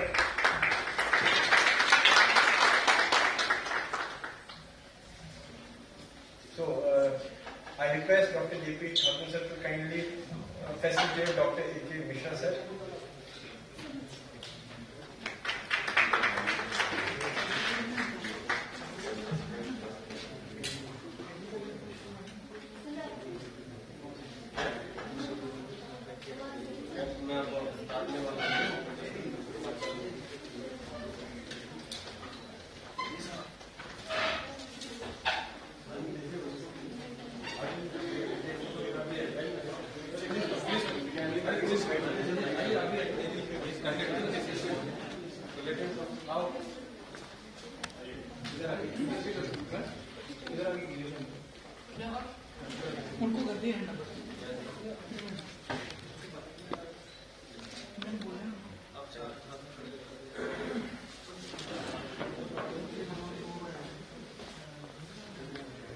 So, without any further delay, I would like to call on stage our first. Okay, sir. So, without any further delay, I would like to call on stage Dr. J.P. Thakur for formal welcome of our section chair, Dr. K.K. Mishra, sir.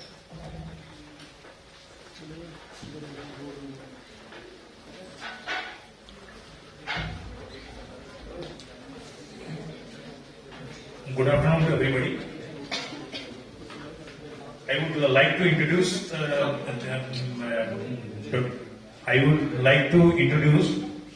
Dr. Anil Kumar Mishra. Dr. Anil Kumar Mishra is a distinguished principal scientist in soil and water conservation engineering at the Water Technological Center, Indian Agricultural Research Institute, New Delhi. With 24 years of experience in ICAR system, Dr. Mishra has established himself as a leading expert in land and water resource management. Dr. Mishra's expertise spans irrigation and drainage engineering, water management, watershed management, and hydrological simulation and modeling. He has extensive experience in developing innovative solutions for resource conservation and management, with a focus on remote sensing, GIS applications, and hydrological simulation and modeling. As a seasoned researcher, Dr. Mishra has demonstrated exceptional leadership skill, leading interdisciplinary research team and collaborating with stakeholders to derive meaningful impact. His excellent communication skills have facilitated effective dimensions of research finding to diverse audience. With a strong passion for interdisciplinary research and a commitment to addressing real-world challenges, Dr. Mishra is seeking research opening in the field of land and water resource management. His vast expertise and problem-solving attitude make him an invaluable asset. Thank you. Mr. Sir.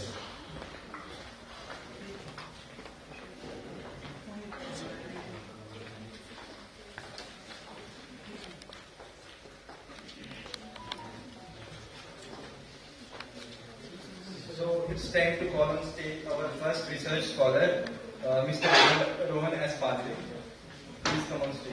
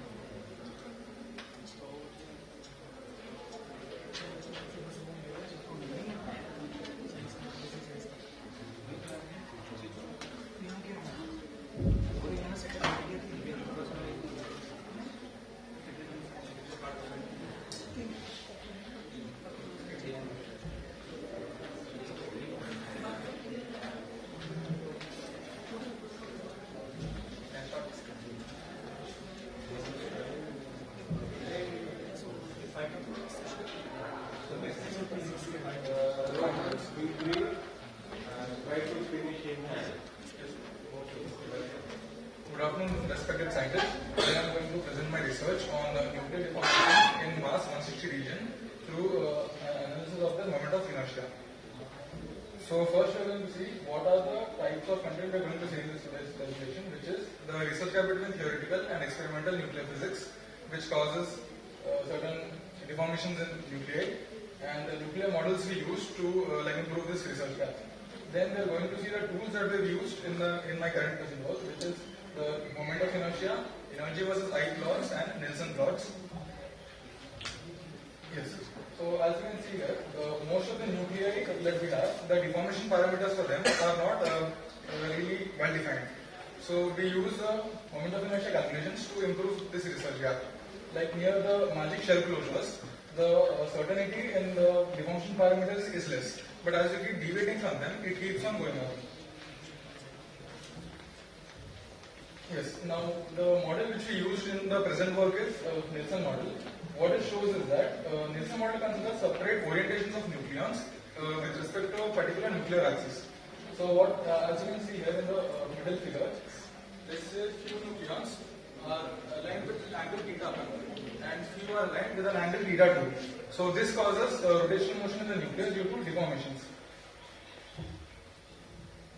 Yes, so here we use two kinds of moment of inertia in the given calculations, which is J0 and J2. Two are quite different from each other. In a perfect rotor, these two are same.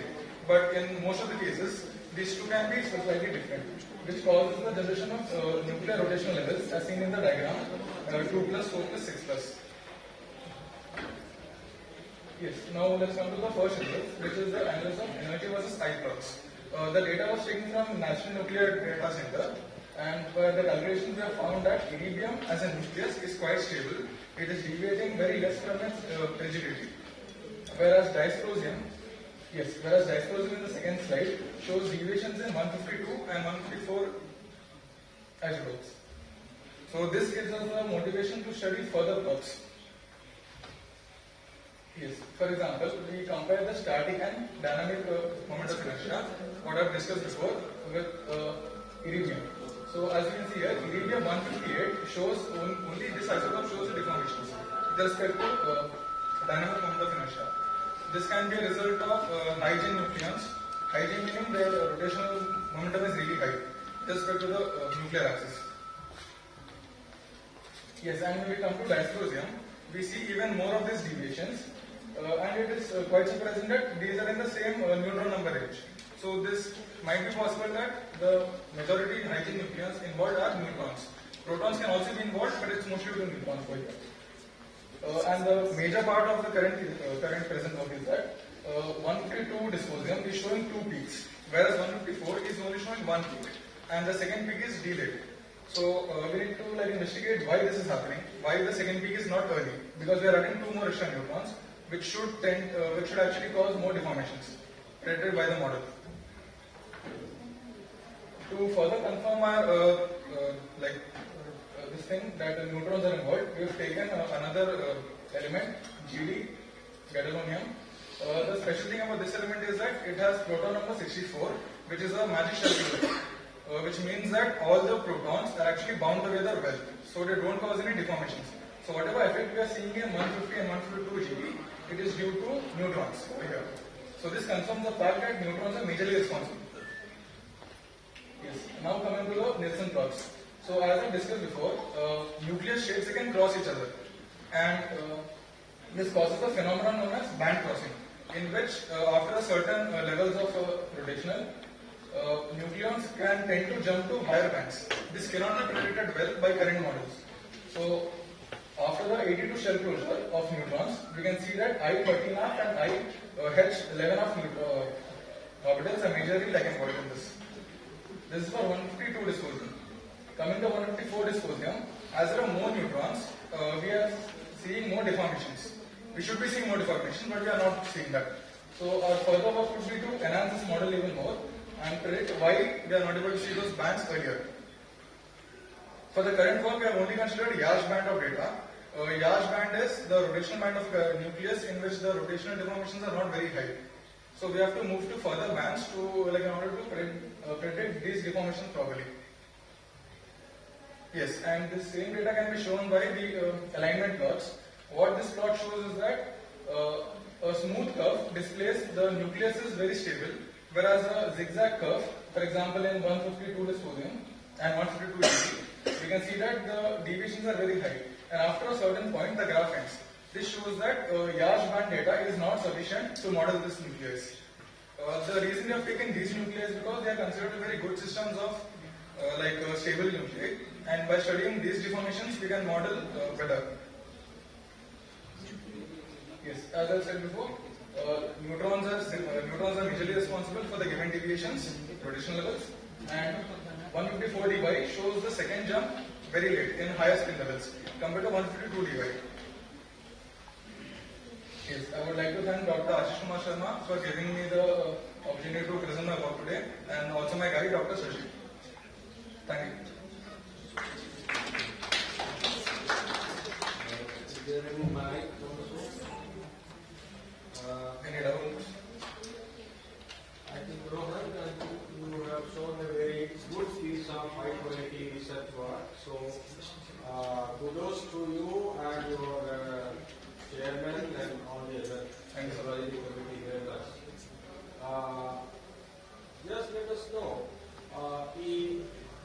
what actually is the practical application of your this particular research. Sure, sir. If I go back a few slides, yes.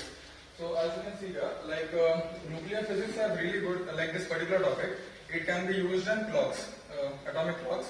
So by studying the transition states, these transition states give out gamma rays. So by detecting these gamma rays, we can actually make better clocks. Like atomic clocks are mostly used to synchronize time between satellites and ground stations. So to improve that time delay, we can use this theories. All right.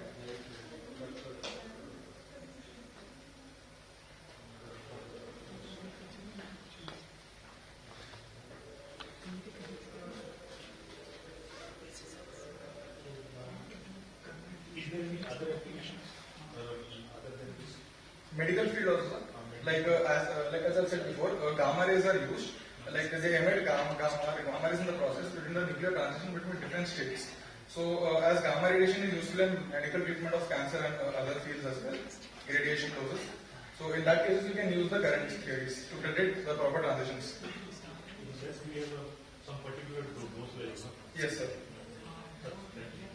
So then the next advice to you is that your team should start working really to bring some useful product out of these theories that you have studied so hard. Yes, and also advise to submit good papers in international journals and get laurels and get recognition. Yes.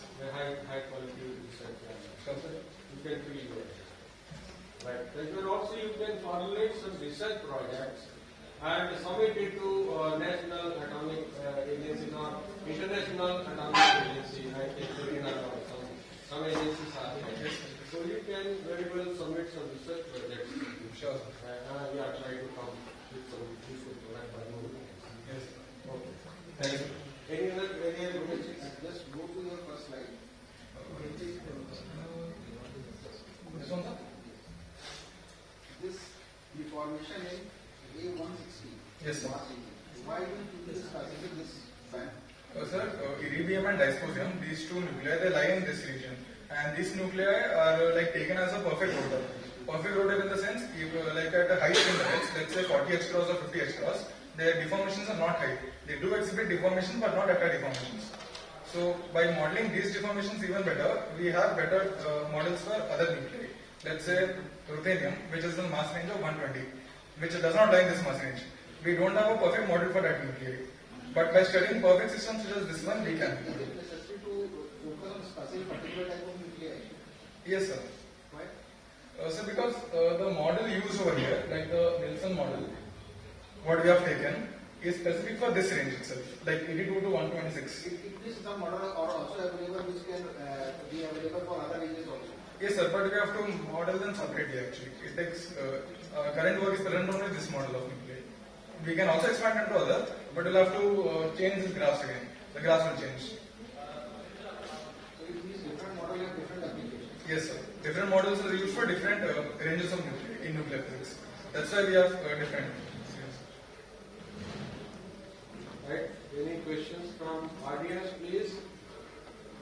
Okay. If there are no questions, then thank you. Let us give him a big hand. Rohan, you are very good.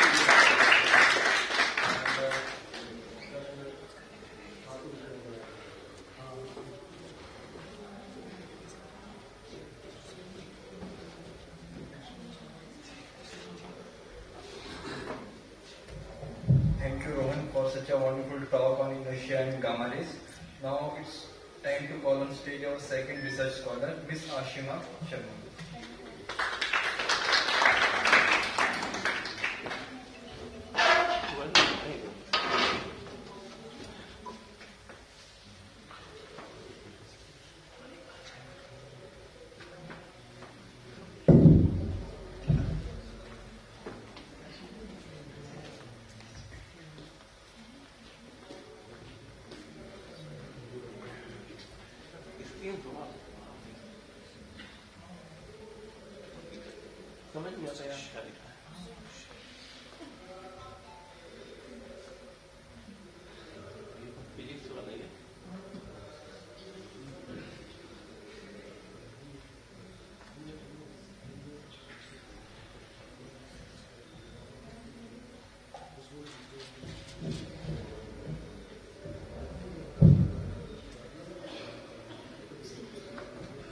Good afternoon to one and all present here. My name is Ashima Sharma and I am from Manipal University, Jaipur. Today I am here to present my paper on ion acoustic shock wave solution which are induced by charged debris in space plasma with superthermal electrons. The outline of my presentation would be the introduction, the aim, and the equation which is used to derive my research, and the conclusion and simultaneous references. So, it is known that space debris are the objects which are inactive but in our orbit, like the inactive satellites, spacecrafts, etc. And these are related particles that reside in the space nearby to the Earth's surface. So that Earth's surface is known as the low Earth orbit or the geosynchronous Earth orbit. So here the geosynchronous Earth orbit is the simultaneously Earth's orbit but to a different axis.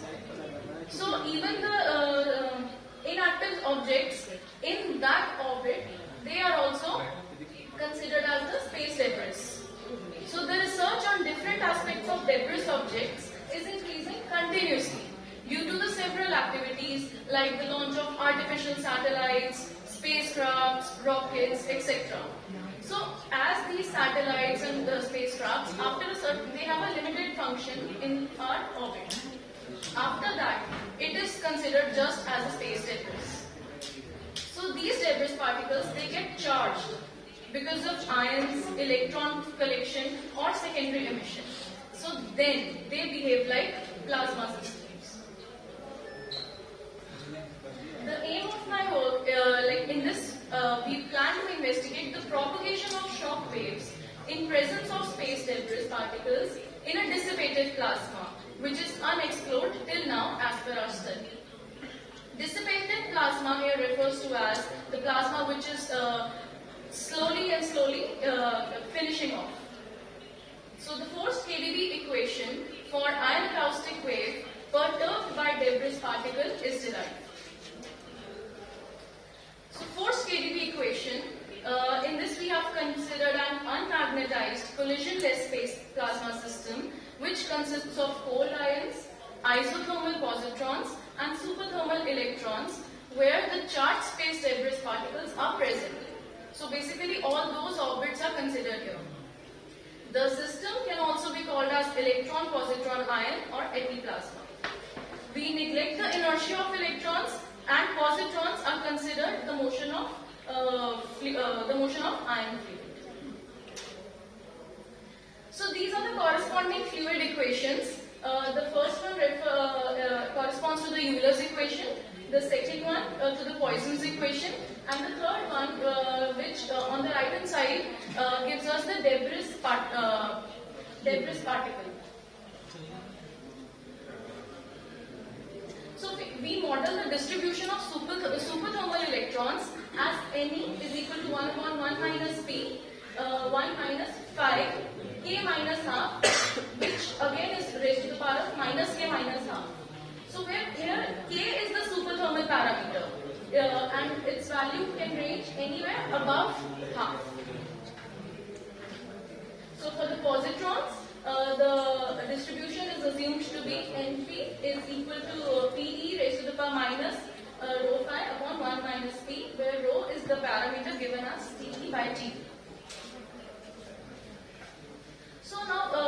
for perturbation, we introduce some stretched quantities. So stretched quantities here are xi, tau, eta and s. Xi here is in the form of epsilon raised to the power half x minus lambda t. Tau, which is epsilon 3 by 2 times t. Eta is epsilon raised to the power half times eta naught. And s here is in the terms of epsilon square s square. S2. S2 here is what we have derived as the debris particle. And lambda is the speed of the phase. So some other quantities are expanded in the series as this, where epsilon is the perturbation parameter. So perturbation parameter here is how that when the phase is changed, how it changes. That is the parameter considered here. Now solving these equations for the lowest order, we get the corresponding equations in terms of n1, u1, lambda.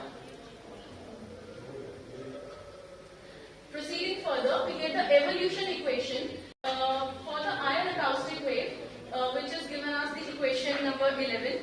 That is the basically ion acoustic wave from the KdV equation. KdV equation here is KdV-Berger equation or Korteweg-de-Vries-Berger equation. So here, this equation is in the form of KdV equation, where we have the arbitrary constants like A, B and C denoted in the terms of lambda, rho and eta. So in this work, we also show that for a specific form of localized debris function, which is given in the form of S2, and there exists a pinned shock wave solution phi 1. So here S2 and phi 1, these both waves are pinned together, which means that they both move together and at a certain point they have similar velocities. So I would like to conclude my presentation by saying that the dissipation factor of the system, it comes from the kinematic viscosity, and the debris charge density is small with respect to the plasma density. Also, the fluid equations consisting ion continuity equation, Euler's equation and Poisson's equation with the source term originating from debris charge density are considered. Debris charge density here defined was the S term, which we later defined it in terms of a stretch parameter as epsilon square S2. The forcing term in the evolution equation originates from the debris density, and a pinned exact shock wave of the forced KdV equation is derived for a given localized form of debris density, debris charge density function, which is new in the field that can be useful in the future. Thank you.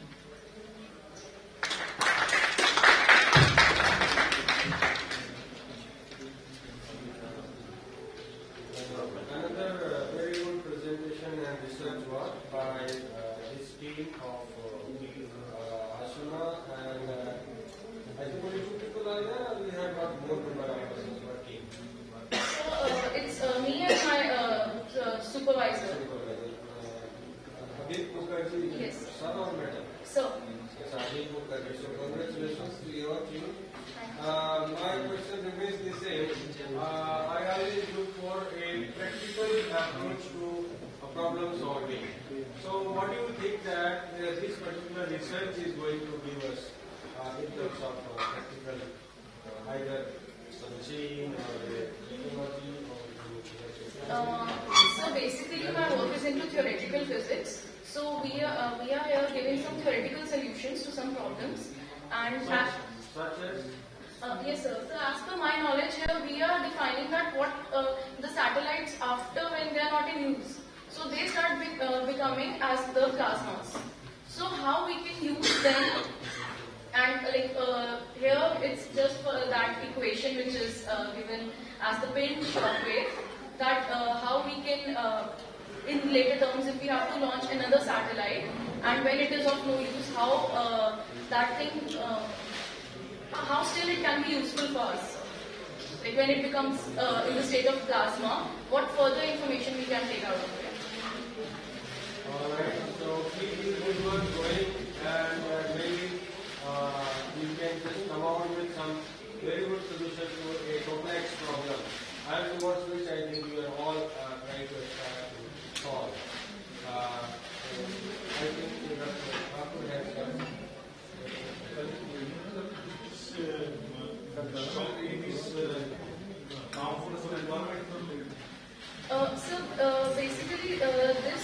all about the astrophysics outside of the planet. So here the orbits are not only the low Earth orbit but also the geosynchronous orbit. So that orbit is slightly different, but it is considered like, for example, this is a planet and this is the planet and this is the basic orbit. So but that orbit will be like this. So we release the satellites in different orbits also. So sir, for that orbits, when the satellites are of no use, and then how because of the outer fluids and everything, so how that becomes plasma. So I am really not sure. Nowadays scientists say nowadays that there is a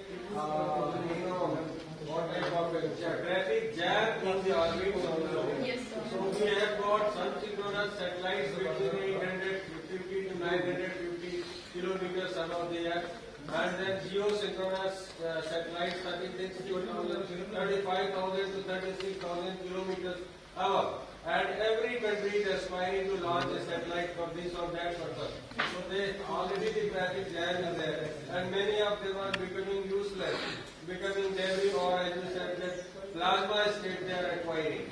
So definitely they are exactly because shock waves, they are known to break the windows. Shock waves originating from very high speed flyers or say some aircraft. So shock wave, if it is generated at 800, 900 kilometers also, they are going to have some effects on human beings as well. Nobody knows. So you have to dig deeper into this. So I hope you will do that. Thank you. Is there any possibility that shock waves could not be generated? Do you have any plan or any technique that the shock wave should not be generated? And secondly, if it is generated, can we utilize it for some other purpose also? Because if we cannot stop generating, we can use this shock wave for any other purpose, so that we can utilize this particular shock wave for any other purpose. So that, because the research you are doing is basically, what's the purpose of your research? So basic aim is to, we are finding that these equations, these waves are they're getting pinned together. What will be the result of that? If they get pinned together, what will be the result? So that is not related to my. No, I'm not sure of that. It's like I'm into like 3 or 4 months. Why you are trying to believe in shock? I'm not sure about it. Anyway, I think I will give you another very simplified version of the whole thing. Because we are dealing with fluid and I think fluid mechanics is my own subject. So what happens when you are in a sea or so, or ocean, where the very heavy fast moving ship goes, these smaller ships or smaller boats, they face the problem of stability because of the high waves that they generate. Similarly, in space, if you have this type of, shock wave generating devices, then other satellites may, I think they may change their orbit or something may go wrong with them. So feeling and studying all these things from that angle, so that otherwise it will start developing some sort of a conflict between two competing countries also. So that way you can just think that you will try to look this particular problem from that and try to solve it. Although you know that it's a theoretical one, but it's very interesting. Very interesting studying is also what you know that. So please keep it up and collect a lot of reviews and try to come out with very good solutions of Indian origin so that we become leader. Thank you so much. Thank you for your insight. I will invite two couple of questions. One couple of questions. Only one question. Yes, please. Sir,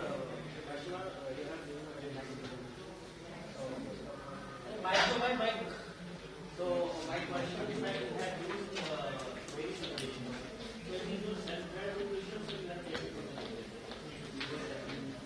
So that is from the literature. I love equation, Kaiser's equation, Sarah equation, so I already have learned that. और fluid mechanics में बहुत use है जो ground water में भी use है. Second, the last equation is I think we call it leaky to first equation. The same type of equation we are also having. So that's what I'm asking. So what is your contribution? Have you started any new work which you can write new equations to describe this same So process? may I change the slide? Yeah, you go in the degree. Yes, so in the third equation, what my addition to the work is that I have put the debris particle there, S bracket x comma t. So basic from the literature review, this equation was equal to 0. So And that was steady state equation. Now you have made it non-steady state. yes, yes. And solving non-steady state equations is rather more difficult. Okay. So she is trying to do that. It's a second order equation. What is NE and NB? So these are the states for the electrons, positrons. Okay. So for that they be class Right. electron. Thank you. Okay, thank you. Thank you.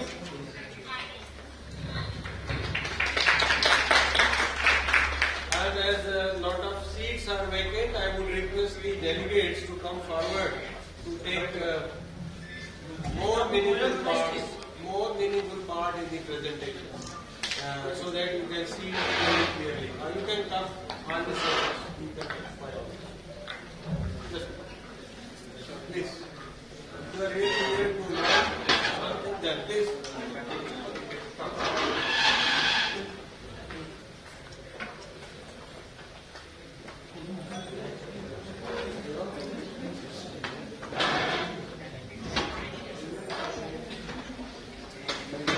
So thank you very much, Ashima. So it's time to call on the next research scholar, Mr. Sunil Singh.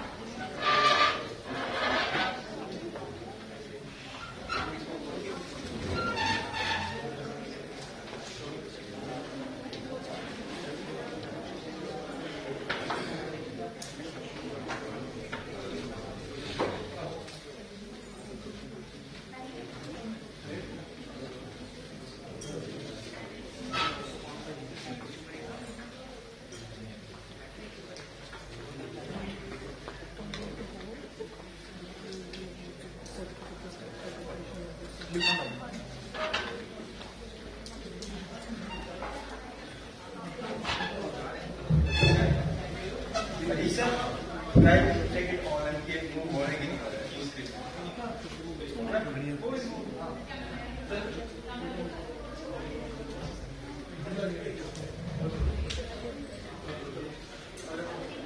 Respected chief guest of this conference, special guest of honors, and of course, chair of the sessions, co-chair of the session, faculty, delegates, and students who all are present here. I am here to present my research article titled as Assessment of Groundwater Quality and Contamination in Natural Springs of Devika River, Udhampur, Jharkhand.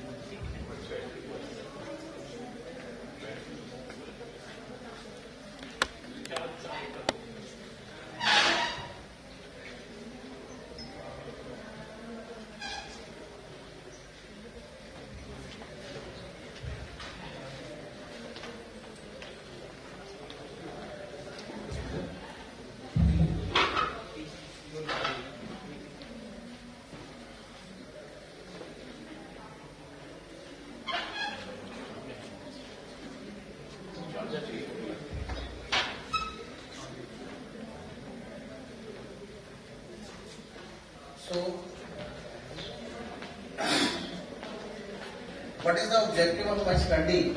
Is basically to assess the drinking water quality of Bowlies, natural springs with respect to particularly physico-chemical parameters and metallic constituents. As I belong to chemical sciences, that is why I have focused on physico-chemical parameters and metallic constituents, which leads to contamination of these natural springs or Bowlies. The need of study, we all know that there are various factors. In respect to agriculture, we all know that use of fertilizers and pesticides leading to chemical runoff, soil erosion which increases sedimentation, urbanization is there due to construction and sewage discharge contaminate these recharge zones and water sources. Because of various industrial activities, several effluents and mining release heavy metals and toxins into groundwater.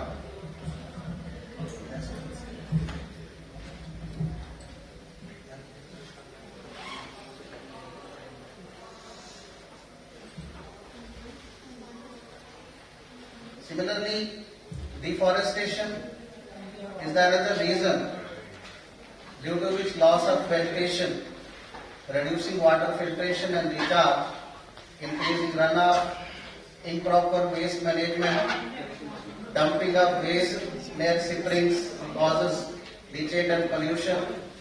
Because of tourism also, there is increased littering and strain on water resources which degrade spring quality.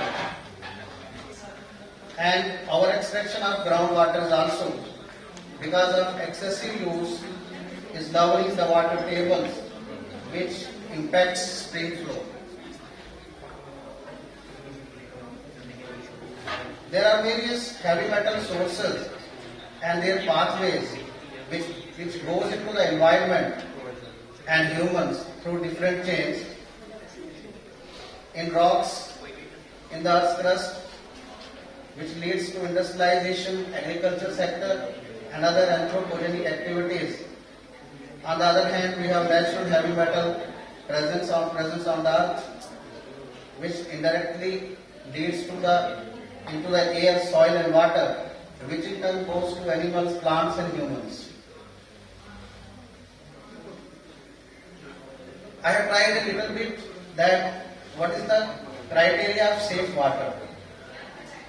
Safe water means aesthetically acceptable, it should be free of radioactive elements, it should be free from bacteria, microbes, etc.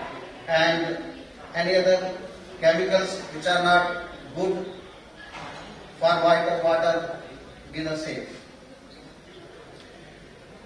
When we talk about scope of the study, we all know that the Jal Shakti Abhiyan was launched by the Ministry of Jal Shakti in 2019, which is a campaign for water conservation and water security in the country through a collaborative effort of various ministries of Government of India and state and lake duty governments.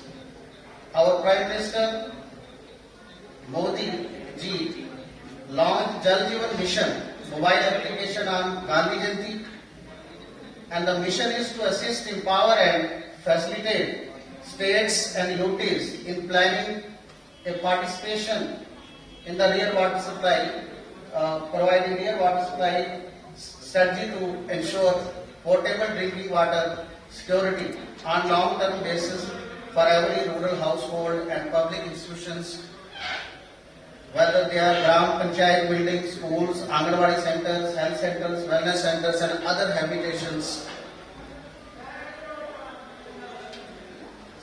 My study area is basically I am from Udhampur and I am posted there. That's why I have chosen this study area of Udhampur.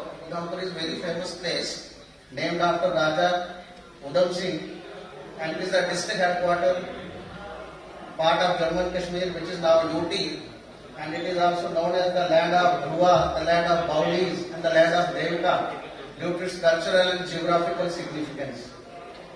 It is specially known as land of Baulis because there are more than 800 plus Baulis in this district which have been geotagged by the government, and there are other Baulis also which are not yet geotagged, and people are highly dependent in rural areas for these Baulis for the source of drinking water as well as for other uses. So this is the study area, and these are total 8 tehsils in which I have taken Udhampur tehsil. I have taken just 2 sampling sites, Mangudi Bauli and Pitanbad Bauli. They are very famous Baulis, and people often go there for whether for the religious significance as well as they use their water traditionally used for drinking and domestic purposes. This is the Google Earth satellite image of the study area, where from I have collected these water samples for my study. And these are standard experimental methods which you all know for water analysis that have been used by me for temperature, color, turbidity, pH, conductivity. Some of the classical methods and some of the modern methods in which I have used some modern methods also, like atomic absorption spectrophotometric method.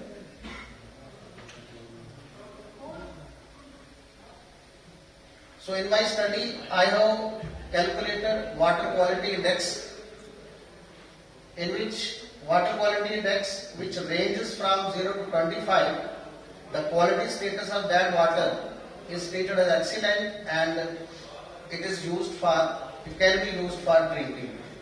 When water quality index is 25 to 50, it is stated as good, and it can be used for domestic, irrigation and industrial purpose.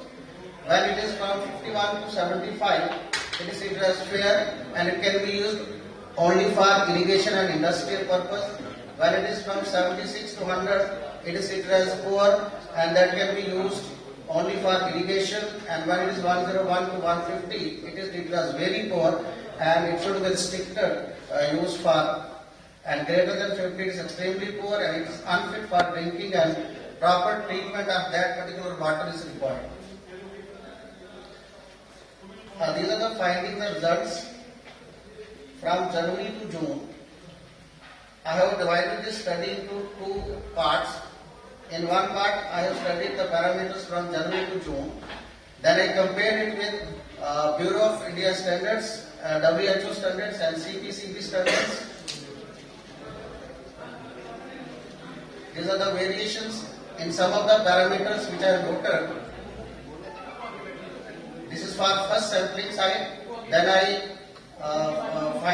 these are my findings and results for July to December. These are the variations from January to June for another sampling site, that is Pitanbad Bauli, a Dogri name. These are the findings and results for January to June variation.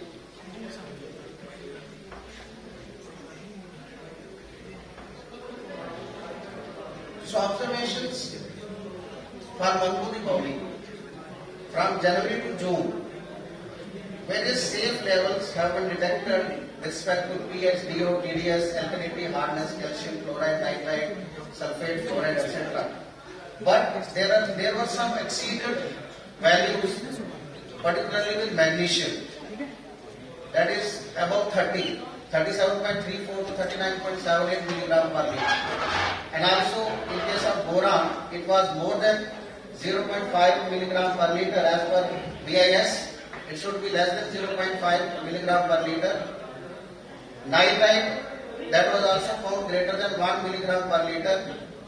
Similar trends for July to December. Same levels for most of the parameters, but some exceeded values were noted with respect to magnesium, nitrite and boron. Some of the peculiar variations were also noted. That boron was deviated from the standard values in July and October, and phosphate in July and November.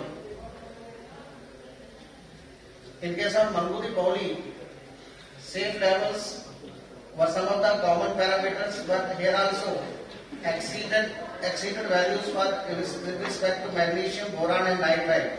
Similarly, for July and December, it was found that magnesium, nitrite and boron as well as phosphate were not up to the mark or within the range of BIS standards and other standards. For Pittenberg Bowley, almost similar results were found in case of Pittenberg Bowley because as both of these Bowleys are alongside the river Devika, distance between the two Bowleys is hardly 500 meters.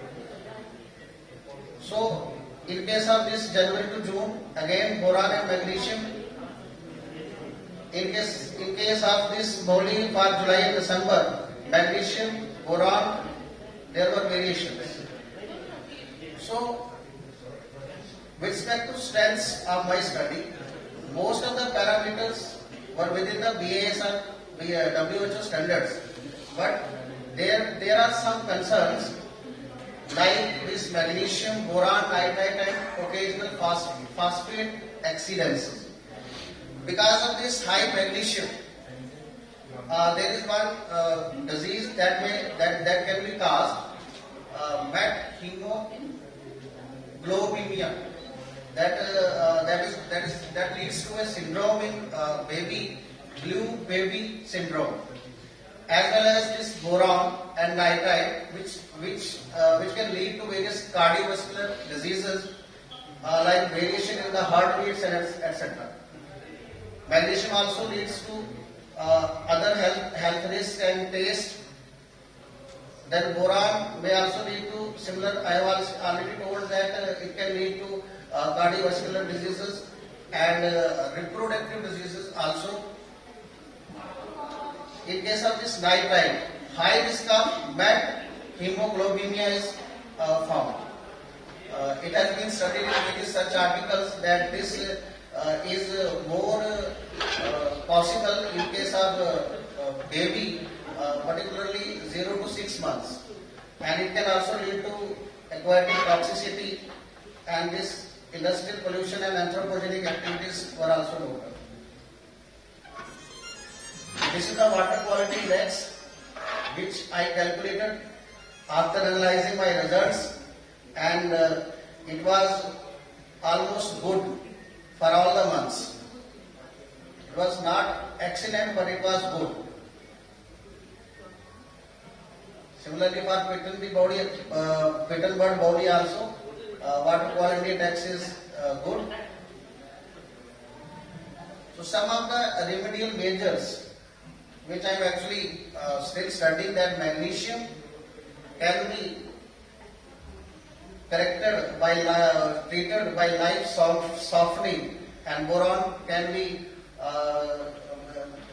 treated by clay absorption, because this bentonite, which is a very good mineral, which has very good absorption power, and the effect of nitrite can be lowered down by biological denitrification, and for phosphate, chemical precipitation can be done. This is very classical method in which we can use alum, ferric chloride, iron-based nanomaterials, etc. And my studies still continue. Some of the low-cost adsorbents, I am working upon it, which can be used to treat these levels so that water quality can be improved better from good to excellent. So some of recommendations and conclusions are that regular monitoring should be there, continuous observation of critical parameters.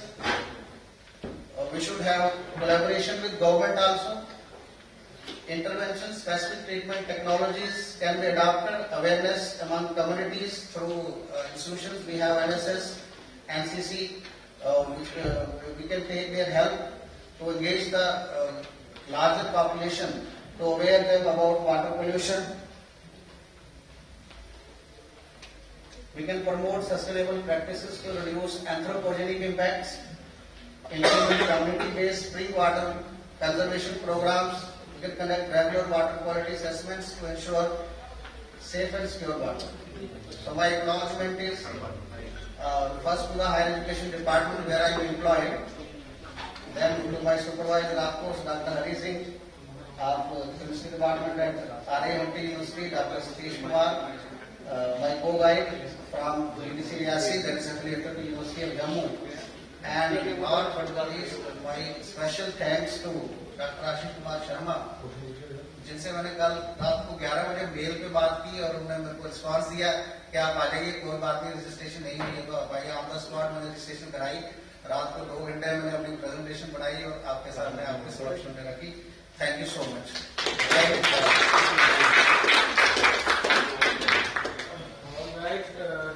Dr. Singh, thank you very much for very excellent piece of research work that you have done, and also your commitment for bringing your presentation to this international conference. I know that there are difficulties in the field for getting funds and projects, and especially the field work is highly challenging. That too in Udhampur district, which has got very undulating topography. Last year I was there in Udhampur for a short period. It was month of June, of course, very hot, very hot. But here I would say that all your findings are indicating that there are pollutants somewhere in upper catchment which are now reflected in the water. Otherwise, the general practice is in hills, wherever the springs are there, these springs are created and then there are tanks created. I have also gone in Himachal Pradesh in some watershed. It was readily available for drinking, and we had drunk also that type of water. Everybody is doing this also, and not really being bothered about the quality, because we think that the quality is excellent. But as your study points out that there is some nitrate, some magnesium or some boron also. So are you working like an Ayurvedacharya or allopathic doctor for this problem? Because you have to first try to find out the source of the problem, where from these things are coming. If you can do that, so catchment treatment and doing some corrective measures, taking some corrective measures in upper catchment will solve the problem. Or else whatever you have suggested, that the treatment of the water before drinking. Both the things are possible. So what is your take here? What do you suggest?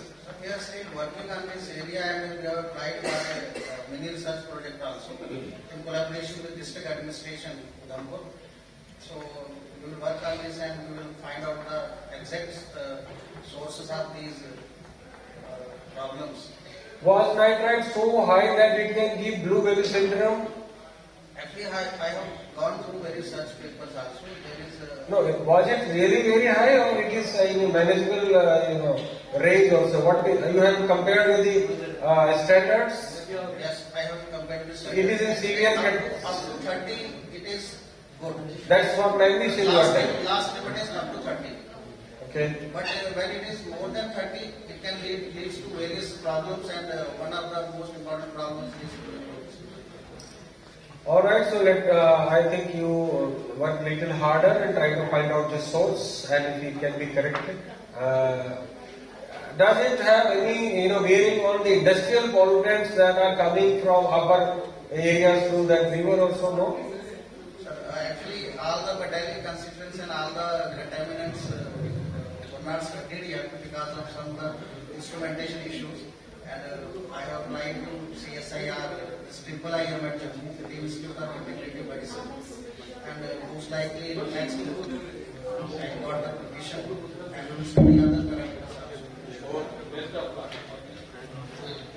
Okay, Dr. Singh, I would like to ask one question, that these contaminations, whether it is from natural source or it is an anthropogenic source? Sir, actually there are industries also. Some of the natural problems can also be there. I just mentioned in my very first slide. It can be deforestation, it can be industrialization, it can be our anthropogenic activities also. But we are not yet up to that conclusion that what actually is the cause of these particular contamination. I am working on this. मैं झूठ बोलने वाला बंदा नहीं हूँ. तो जो कुछ आएगा that I will definitely publish my paper and आप जैसे महान शक्ति में सामने जरूर. And one more question. Yes, sir. That is there any natural remedies other than human? Is there any natural remedies so that the water quality goes good day by day? We have some natural absorbents like these coconut husk. That we have to apply now. But during our corona system, that corona came when, then without any disturbance, so many pollution get reduced. I think boiling is the primary. We can boil the water and that we can take. Okay. Anyway, your presentation is fine. Now the presentation is open for audience. Any questions from audience? Good evening, Dr. Sogan. Actually, you have shown in the data that the water quality comes in the range of good. And when the water quality comes in the range of good, it is not a good for drinking purpose. Also, it can be used for drinking, but if it is excellent, I will show you.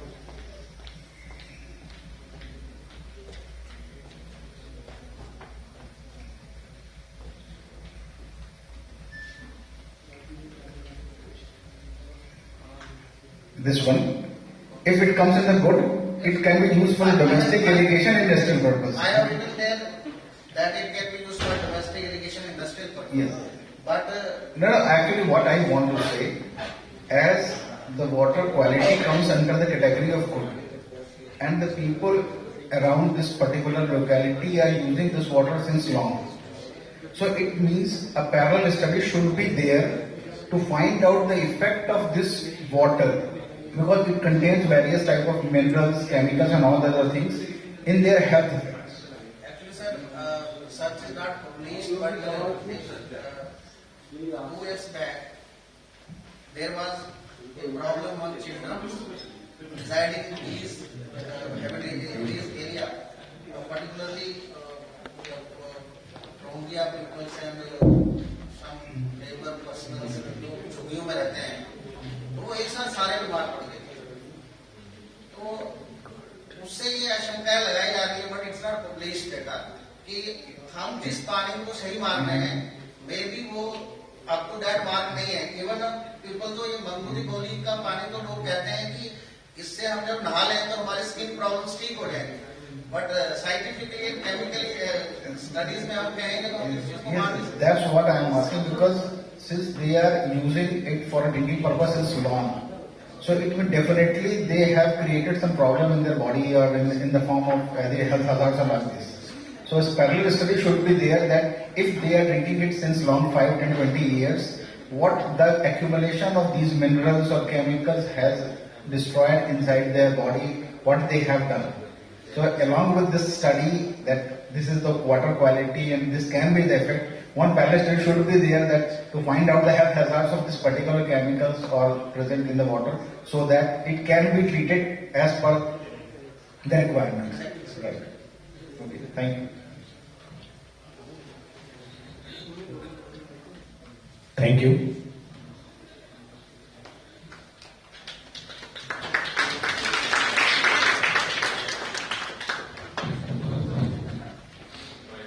Thank you, Dr. Sunil. Your talk on water quality and watershed management was really wonderful.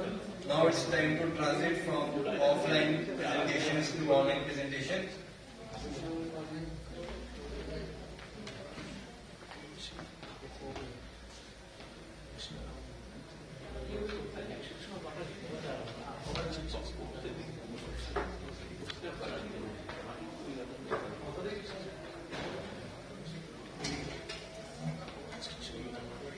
So our next research scholar is Dr. Ekta, and she will be talking about vermicomposting. Dr. Ekta, are you hearing us?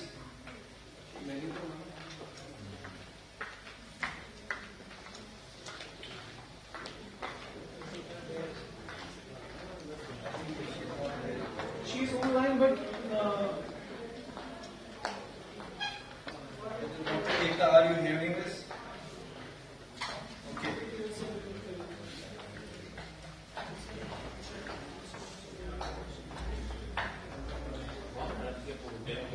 Next figure. Okay, so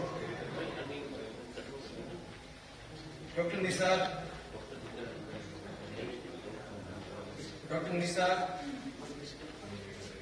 am I audible to you?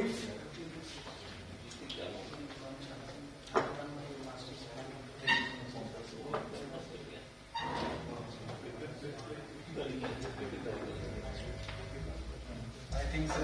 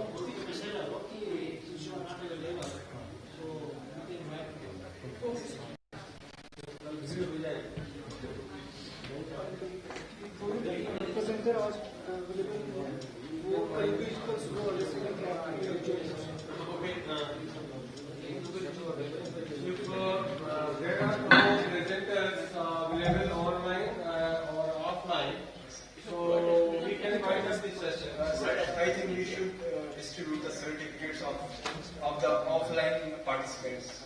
Oh, sure. Before winding up the session. Yes. Okay. So let me call on stage Dr. Anil Kumar Mishra, session chair, and Dr. J.P. Thakur, session co-chair for the certificate.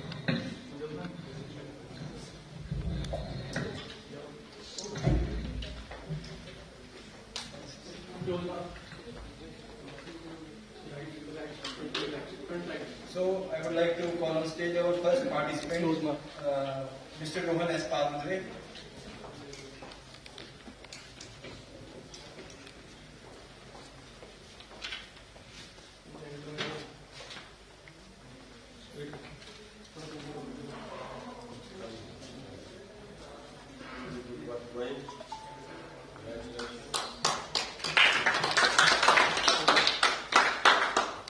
Our next participant is Ashima Sharma.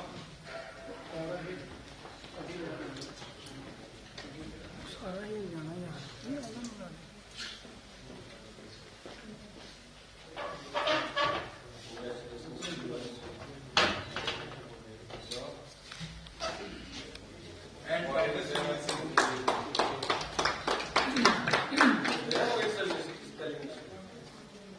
Okay, she believes in numerology and all. Okay, great.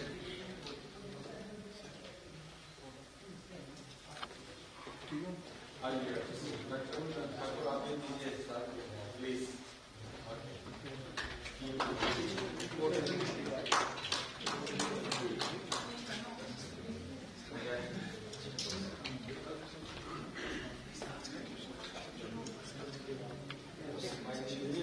सुनाई पड़ रहा Okay.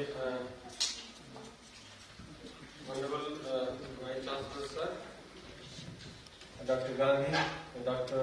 Dwivedi, Dr. Vice Chancellor, my session co-chair, Dr. Thakur.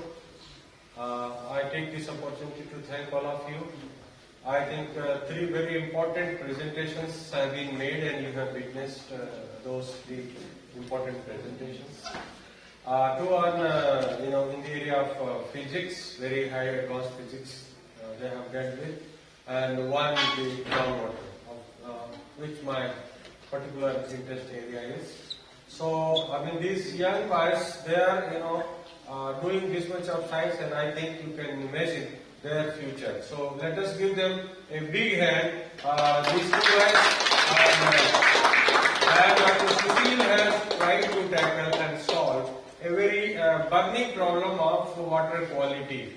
That is very dear to me also, that whenever we touch the glass of water, it becomes dirty. Many times I find that when people take water and leave half of the water, nobody is going to drink that. So my first request to all the people who take bottled water, try to finish the bottle, because in India, we believe that ये झूठा हो गया, अब दूसरा कोई नहीं पिएगा. And you I think must agree to me that making and providing you clear, good quality potable water is a very big challenge today. I cross river Yamuna every day from my home to Delhi and going to office and coming back, and my heart is aggrieved by the sheer feeling of it is emitting foul smell, and the water looks very dirty. It has become an all people are making a mockery of the whole thing. While I have in my home a book of slokas, or they call it strota. Strots are prayers to God, different gods, and there are many strota devoted to river Yamuna. And at the end, when we say the prayer, they say that the good quality water of Yamuna, let it make us clean. Now, do you think the water of Yamuna is so clean that it will clean you? Nobody is ready to put hands or legs in the water except those poor ladies bound by the dharma from Bihar in Chhat Puja. They go and stand in that dirty water.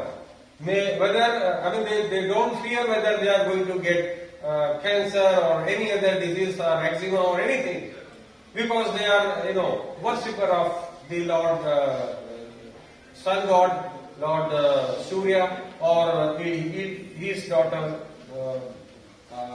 Yamuna. She is known to be the daughter of Lord Sun, right? Sister of Yama, the god of death. But now my next request to all of you to spread the message that wherever or whoever is there, try to conserve the water, not only the quantity but quality as well, because our life happiness depends on that. So I thank all of you once again for your kind concern and giving us a lot of time and patient ears to us. I thank my co-chair, Dr. Thakur. Would you like to have something, say something, or before I say? Final thank you to all and wrap up this session. Dr. Thakur.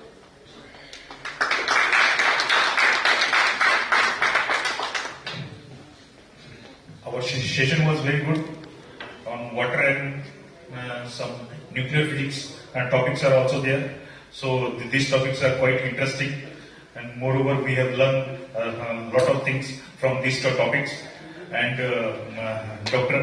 Anil Kumar Mishra sir has given some fantastic ideas to our audience also regarding the conservation of water.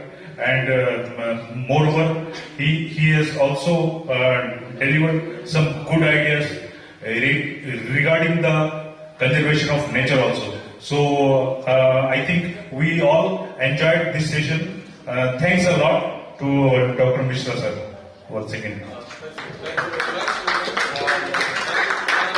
My special thanks are due to the Honorable Vice Chancellor of Arni University, Dr. R.K. Pandey, Professor R.K. Pandey, and also Dr. Gandhi for gracing this occasion. And finally, not last but the least, I am really thankful to Madam Gandhi. Also, she has been there as a what you call third empire, looking to all the things going on here. Madam, for your kind and patient listening and your time, thank you very much from the core of my heart. Thank you so much. Thanks everybody.